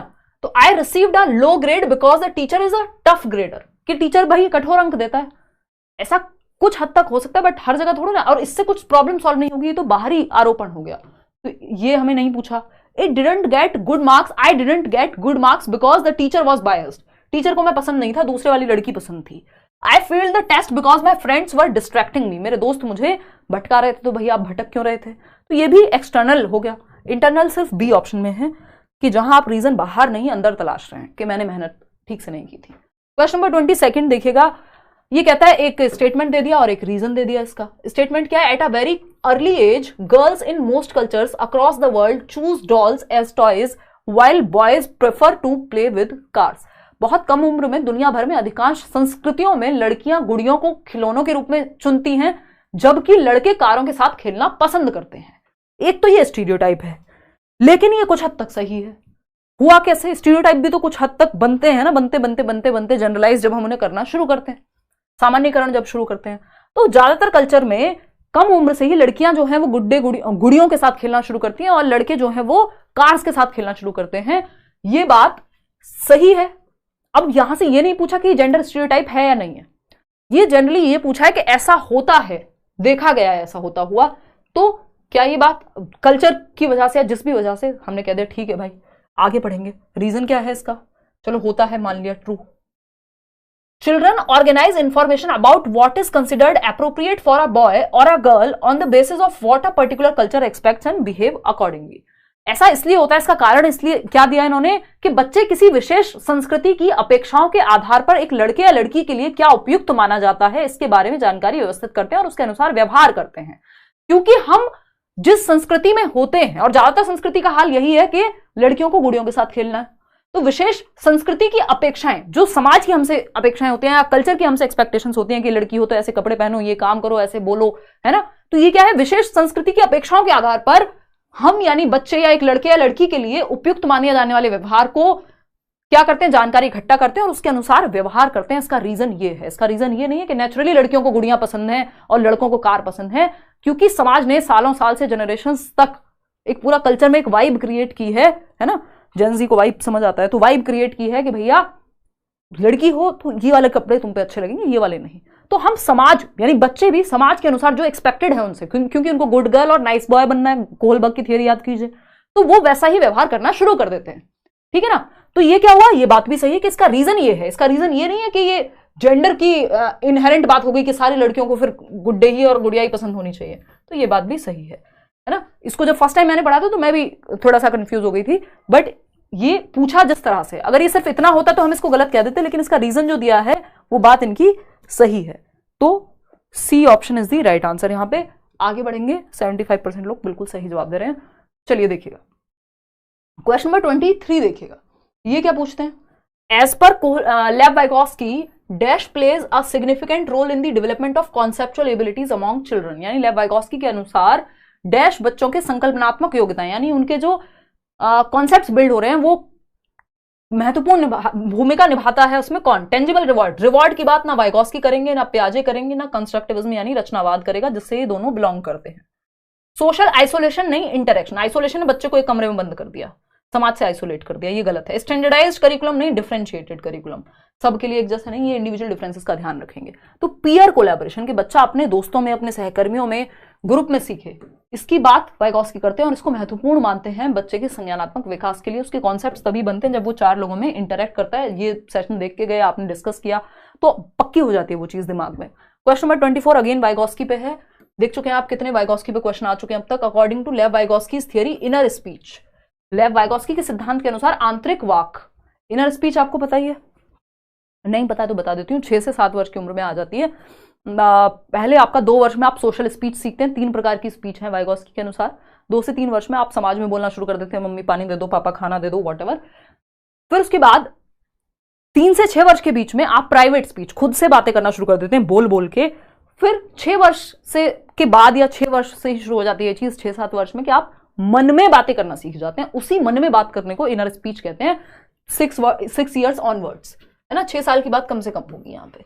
तो लेव वाइगोस्की के अनुसार आंतरिक वाक यानी मन में बात करना is a way for children to communicate with an imaginary friend, यानी उन्होंने एक काल्पनिक दोस्त बना लिया, उससे बात करने का तरीका है। जी नहीं। फिर आता है is a sign of cognitive immaturity, बच्चा इमेच्योर है, बिल्कुल भी नहीं। ना पियाजे ना वाइगोस्की, कोई भी समझदार व्यक्ति ये नहीं कहेगा कि बच्चे की जो एक्टिविटी है वो इमेच्योरिटी में कर रहा है। Is a sign of developmental delay, कोई डिले नहीं है, ये तो प्रोसेस का पार्ट है। Is a way for children to regulate their own thinking, वो अपने थिंकिंग को, बच्चों के लिए अपनी सोच को नियंत्रित करने का एक तरीका है। वो एक दिशा देते हैं खुद से बात करके मन में कि किस बात को कैसे कहना है, कुछ भी सामने नहीं बोल देता डायरेक्ट, ठीक है ना। मन में गालियां दे रहे हैं बेशक आप, तो आपको पता है अपनी सोच को नियंत्रित कर रहे हैं कि कहां देनी है। क्वेश्चन नंबर 25 देखिएगा। 4-year-old Aparna says that a button is alive because it helps tie her shirt together. एक 4 साल की बच्ची है जिसका नाम है अपर्णा, वो कहती है कि मेरा जो शर्ट का बटन है ना, ये जिंदा है ना, इसमें भावनाएं हैं, ये जीवित है, अलाइव है। शर्ट का बटन, सुन पा रहे हो? It helps tie her shirt together, क्योंकि इसकी वजह से मेरी जो शर्ट है वो ये बांधने में मदद करता है मेरी शर्ट को। बटन की बात हो रही है। बच्ची, ये मान लीजिए बटन होता है हमारी शर्ट में, टी शर्ट में, वो कह रही है ये एकदम रियल है ना। टाइम मैनेजमेंट में दिक्कत थी, इस बार मेहनत कीजिए। टारगेट बैच लिया है बट कल की वीडियोस डिलीट हो गई, ऐसा क्यों? हो सकता है कोई टेक्निकल ग्लिच हो रूमा, एक बार लॉग इन करके देखना फिर से, है ना। कोई दिक्कत ऐसा कुछ होता नहीं है जनरली। वो आप ये देखो, ऐसा हो सकता है वो टुडे वाली वीडियो से हटके आपके जो नॉर्मल बैच है उसमें आ गई होंगी, क्योंकि वो कल आपको दिख रही होंगी टुडेज वीडियो। वो हर दिन का अलग होता है ना, उस दिन कितने सेशंस हुए हैं, उस दिन कितनी क्लासेस हुई हैं, तो वो आपके नॉर्मल बैच में शो कर रही होंगी, ऐसा नहीं होगा। देखिएगा, तो 2 ऑप्शन 75% लोग दे रहे हैं कि 4 वर्ष की अपर्णा कहती है कि बटन जो है वो जिंदा है क्योंकि यह उसकी शर्ट को एक साथ बांधने में मदद करता है। तो ये एनिमिस्टिक थिंकिंग है, जीववादी चिंतन है कि जब बच्चा निर्जीव को सजीव समझता है ना। वो कहेगा इस पेन को चोट लग गई होगी, गिर गया पेन, चोट लगी होगी इसे, क्यों? क्योंकि इसकी भी तो भावनाएं होंगी भाई। तो ये क्या एनिमिस्टिक थिंकिंग है, यानी जीववादी चिंतन है। ठीक। अगर हम बात करें जैसे फोन को चोट लगती है, मतलब ये बात तो बहुत लोग रिलेट कर पाएंगे। अगर फोन गिर जाए आज की डेट में हमारा, क्योंकि हमारा फोन के साथ संबंध डिफरेंट हो गया, तो हमें लगता है बिल्कुल दिल पे लगती है बात। एक तो इसलिए कि बड़ा फटका लगेगा टूट गया तो, दूसरा कि भाई कहीं डेंट आ गया, इसको चोट लगी है, सच में ऐसे फीलिंग आती है कई लोगों को। जबकि फोन फील तो नहीं कर सकता, चोट तो नहीं लगेगी, टूट जाए बेशक, है ना। तो ये एनिमिस्टिक थिंकिंग है, जब हम निर्जीव चीज को, जब हम नॉन लिविंग को लिविंग समझते हैं। कब होता है ये? 2 से 6 वर्ष के बीच में ही होता है, ठीक है, ये प्री ऑपरेशनल स्टेज में। अगर हम बात करें ट्रांसडक्टिव रीजनिंग की, तो देखो ट्रांसडक्टिव रीजनिंग भी इसी स्टेज में होती है, लेकिन ट्रांसडक्टिव रीजनिंग में फर्क क्या है?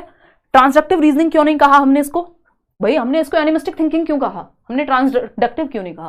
क्योंकि ट्रांसडक्टिव रीजनिंग में 2 चीजें होती हैं, एक आपका ए इंसिडेंट होगा, दूसरा बी इंसिडेंट होगा। दोनों को बेवजह से जोड़ देंगे, कोई आपस में रिलेशन नहीं है। जैसे हवा चलने का और आपके घर में किसी व्यक्ति के आने का कोई रिलेशन नहीं है, अनटिल अनलेस वो हवा से उड़ के ना आ गया हो, है ना, मजाक कर रही हूं। तो अगर हम बात करें कि बादल सफेद होते हैं क्योंकि कोई उनको पेंट करके जाता है, ऐसा अगर बच्चे को लग रहा है, इसका मतलब 2 अनरिलेटेड इवेंट्स हैं। बादल सफेद होना, बादल का सफेद होना और किसी का पेंट करना, ये दोनों आपस में रिलेटेड नहीं है ना।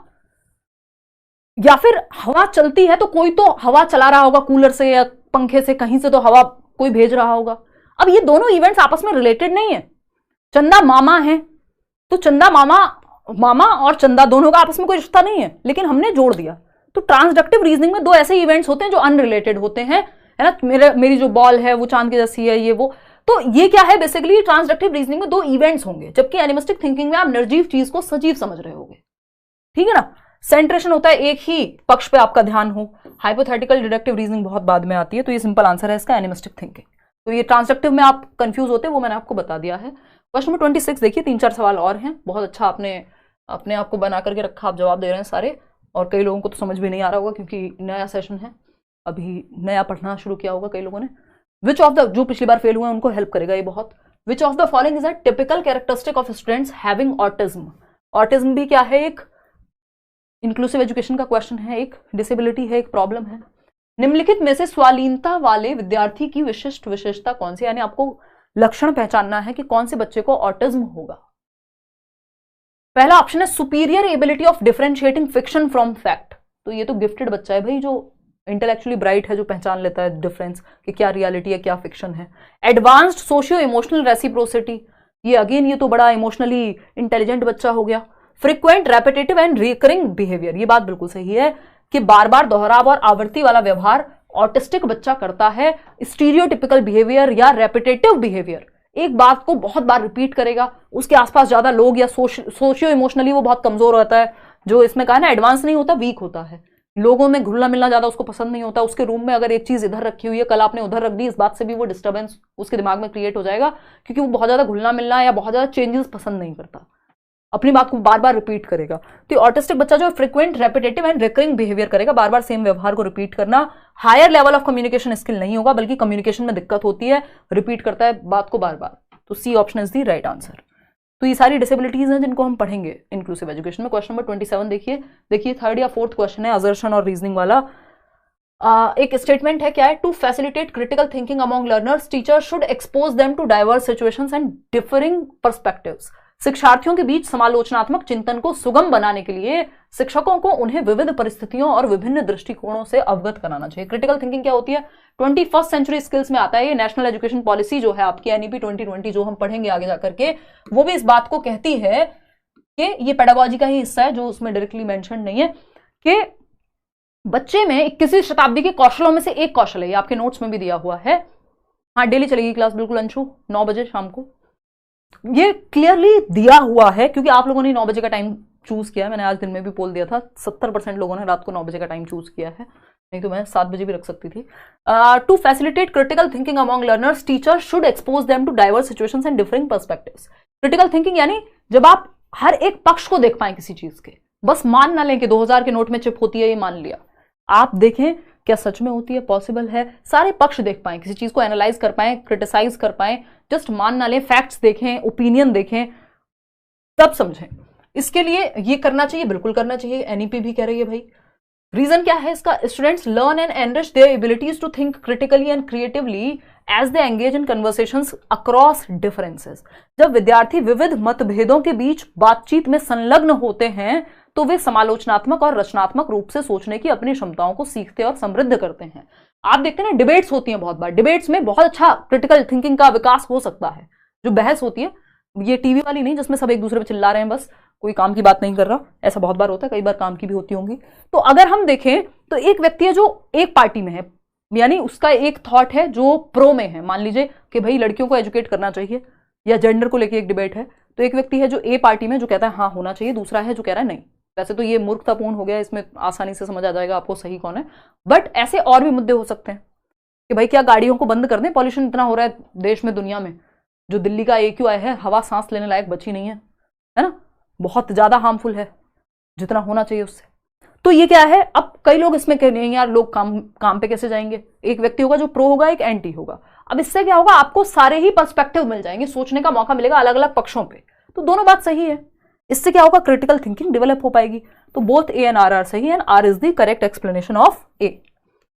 तो जब ए के बारे में आर बात कर रहा हो और सही से बात कर रहा हो, तो आप कहेंगे ए के बारे में ही बात कर रहा है और सही है। क्वेश्चन नंबर 28 देखिए, तो primary goal of learning should B, यानी सीखने का मुख्य गोल क्या होना चाहिए, प्राथमिक गोल या प्राथमिक लक्ष्य क्या होना चाहिए, क्यों सीख रहे हैं हम, रट्टे लगाने के लिए तथ्यों के, मेमोराइजेशन, कई लोग तो कह देंगे हाँ, बट कायदे में नहीं, याद अपने आप हो जाता है जब आप समझने लगते हैं। Becoming excellent at rote rehearsal, यंत्रवत याद करने पे, रट्टा 2 एकम 2 2 दूनी 4 कहां से आए पता नहीं। तो becoming excellent at rote rehearsal, एक होती है रोट लर्निंग, दूसरी होती है मीनिंगफुल लर्निंग, यानी रटना, और दूसरा है अर्थपूर्ण अधिगम, मीनिंगफुल लर्निंग, जिसमें आप लाइफ से सीख रहे हैं कुछ, या आपके जीवन से जुड़ रही है वो चीज। कॉम्पीटिंग विद पीयर्स, ये भी गलत है। प्राइमरी गोल ये थोड़ी है कि मुझे शर्मा जी के बेटे से या बेटी से फर्स्ट आना है, मुझे तो अपने जैसा बनना है, बेहतर बनना है, जैसा मैं कल था उससे आज। लेकिन दुर्भाग्य है हमारा कि ऐसे ही माहौल में हम रहते हैं कई बार। The primary goal of learning should be development of critical thinking, यानी समालोचनात्मक चिंतन का विकास करना, कि मैं सही और गलत में डिफरेंशिएट कर पाऊं। जस्ट मान ना लूं कोई भी बात मुझे कही जाए और मैंने कह दिया हाँ ठीक है यार, कहां से आया, क्यों आया, क्या रीजन है, कुछ नहीं, फैक्ट क्या है उसके पीछे, कुछ नहीं, बस फलाने ने कहा है तो ऐसा ही है। तो development of critical thinking develop हो, मतलब हमारे अंदर समालोचनात्मक चिंतन आए, हम हर चीज के हर पहलू पे सोच पाए, ये है प्राइमरी गोल ऑफ एजुकेशन। चलिए आगे बढ़ते हैं। लर्निंग, सीखने का उद्देश्य। Second last question, children learn more effectively if a concept proceeds from, यानी बच्चे सबसे प्रभावी ढंग से तब सीखते हैं यदि कोई अवधारणा, कोई कॉन्सेप्ट किस तरह से सिखाया जाए। पहला है जेनेरिक टू स्पेसिफिक, सामान्य से विशिष्ट की ओर। सामान्य क्या है, नाउन की पहले डेफिनेशन दे दी, ये सामान्य है डेफिनेशन, इसका उदाहरण दे दिया, ये हुई क्या आपकी स्पेसिफिक नॉलेज। उदाहरण कि भाई name of a person place और thing is known as noun, और फिर हिमांशी बता दिया कि हिमांशी भी क्या हुई, एक नाउन हुई, चलो ठीक है। फिर बी ऑप्शन देखते हैं, एब्स्ट्रैक्ट टू कॉन्क्रीट नहीं, कॉन्क्रीट टू एब्स्ट्रैक्ट। कॉन्क्रीट क्या है, जिसको छुआ जा सके, जिसको देखा जा सके। उसके बाद ऐसे उदाहरण जो अमूर्त हो, जिनके बारे में सोचना पड़े, जो सामने ना हो। कॉम्प्लेक्स टू सिंपल नहीं, सिंपल टू कॉम्प्लेक्स, सरल से जटिल जाते हैं, जटिल से सरल नहीं जाते। रैशनल टू एम्पेरिकल नहीं, अनुभव से रीजन की तरफ लेके जाते हैं बच्चे को, कि जो उसने एक्सपीरियंस किया है उससे उसके पीछे रीजन क्या है उस पर लेके जाते हैं, ना कि पहले रीजन बताएंगे और बाद में अनुभव कराएंगे। ठीक है ना। तो एक ही ऑप्शन सही है, जनरल टू स्पेसिफिक, कि आप पहले सामान्य से विशिष्ट की ओर लेकर के जाते हैं, जिसका एक एग्जाम्पल ये है, बहुत सारे एग्जाम्पल्स होते हैं कि आप पहले किसी चीज के बारे में बता रहे हैं फिर उसका उदाहरण दे रहे हैं।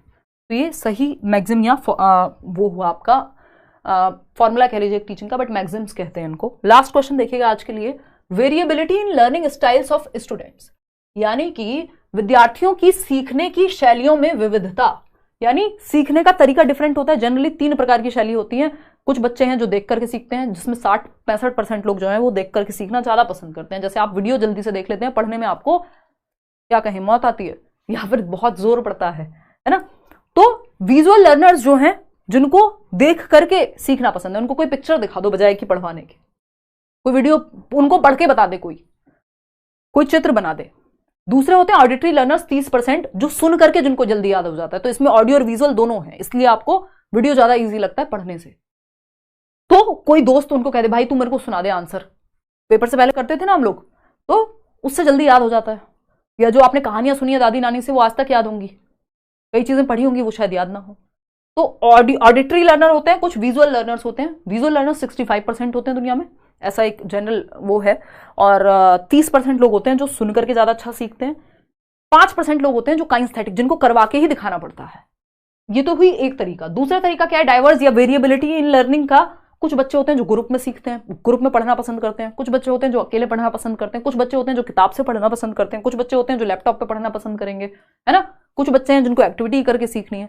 तो सीखने की सबके अलग अलग स्टाइल्स हैं, लर्निंग स्टाइल्स हैं। सारे बच्चे एक तरीके से नहीं सीखते, इसलिए टीचर को एग्जाम्पल भी देना है, पिक्चर भी दिखानी है, एक्टिविटी भी करानी है, सब कुछ कराना है, ताकि हर तरह का बच्चा केटर हो सके, उसका ध्यान रखा जा सके, सीख सके। वो should be valued and seen as a reflection of human diversity. बिल्कुल सही बात है कि विद्यार्थियों की सीखने की शैलियों में विविधता होगी। सारे बच्चे एक ढंग से नहीं सीखेंगे, इसलिए सबको एक डंडे से नहीं हाँकना है, डिफरेंट डिफरेंट टीचिंग मेथड्स का इस्तेमाल करना है।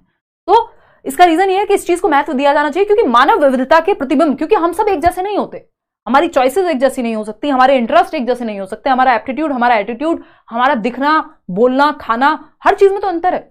तो जैसा कहा जाता है कि भाई 5 उंगलियां एक जैसी नहीं होती, ऐसे ह्यूमंस में भी डिफरेंसेस हैं, सारे एक जैसे नहीं होंगे। और ये उसी का प्रतिबिंब है कि सब एक तरीके से सीखेंगे भी नहीं। तो ये ठीक बात है कि वेरिएबिलिटी होनी चाहिए, इग्नोर नहीं करना चाहिए इस चीज को।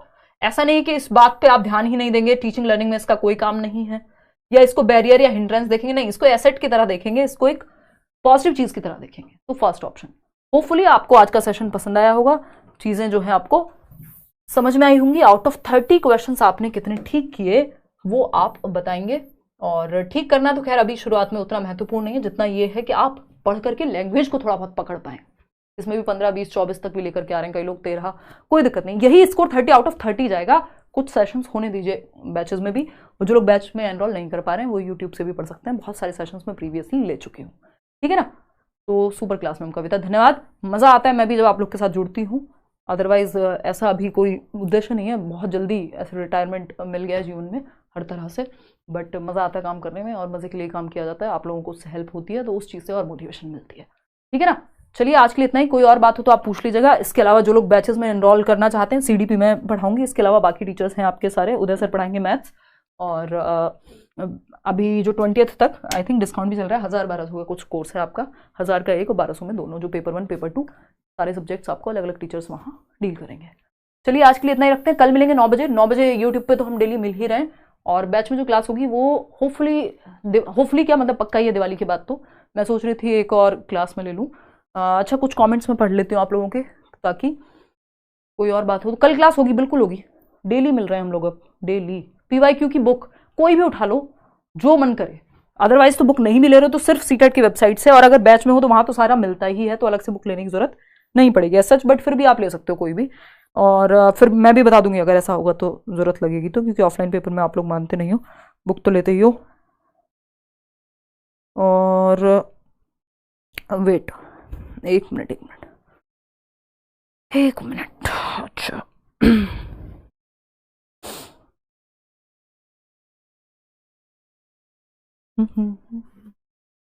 साइंस जूनियर, हाँ उसमें बैच में फिर पढ़ाई जाएगी यार सारे सब्जेक्ट तो। एक मिनट देख नहीं पा रही हूँ मैं कमेंट आपका। भाई बैच की क्लास एक क्लास और होगी जो कॉमन होगी यूट्यूब पे और बैच में दिवाली के बाद, उसके बाद फिर बैच की क्लास अलग होगी, क्योंकि सबके कमेंट्स देख पाना फिर एक साथ संभव नहीं होता, यूट्यूब की अलग हो जाएगी फिर। चलो यार इसमें बस नाम आ रहे हैं मुझे, प्रियंका, शिल्पा, तरुण, लोपा मुद्रा, ये कौन सा नाम है भाई, महिमा, प्रियंका, ब्यूटी, ये सब बैच वाले लोग हैं जो मैं देख पा रही हूँ, बट इनके कमेंट नहीं देख पा रही हूँ, नाम ही देख पा रही हूँ अभी। पूजा, खान, सुमित, नेहा, प्रीति, साक्षी, तरुणा, राजेश। चलिए भाई ठीक है, मिलेंगे आप लोगों से, और उज़मा, चलिए शिवम, और आप लोग भी यूट्यूब पे जितने भी लोग हैं। 22 का आंसर दो, 22 का आंसर दिया तो था, चलो दिखा देते हैं एक बार। तो कल मिलेंगे 9 बजे शाम को यूट्यूब पे, और बैच वाले भी कल यूट्यूब पे ही मिल लीजिएगा, देखिएगा। 22 का आंसर दिया तो था, ये दोनों बातें सही हैं। ये बात जेंडर के पर्सपेक्टिव से सही कितनी है उस पर नहीं जाएंगे, लेकिन ऐसा होता है, उसका रीजन कल्चर है, या जो बच्चा अपने आसपास देखता है वो वैसी चीजें चूज करता है, इसलिए इसका आंसर जो है both A and R R true and R is the correct explanation of A, यही ऑफिशियल आंसर है, यही होना भी चाहिए, क्योंकि पूछने का तरीका डिफरेंट है ना। चलिए आज के लिए इतना ही, thank you so much, bye bye.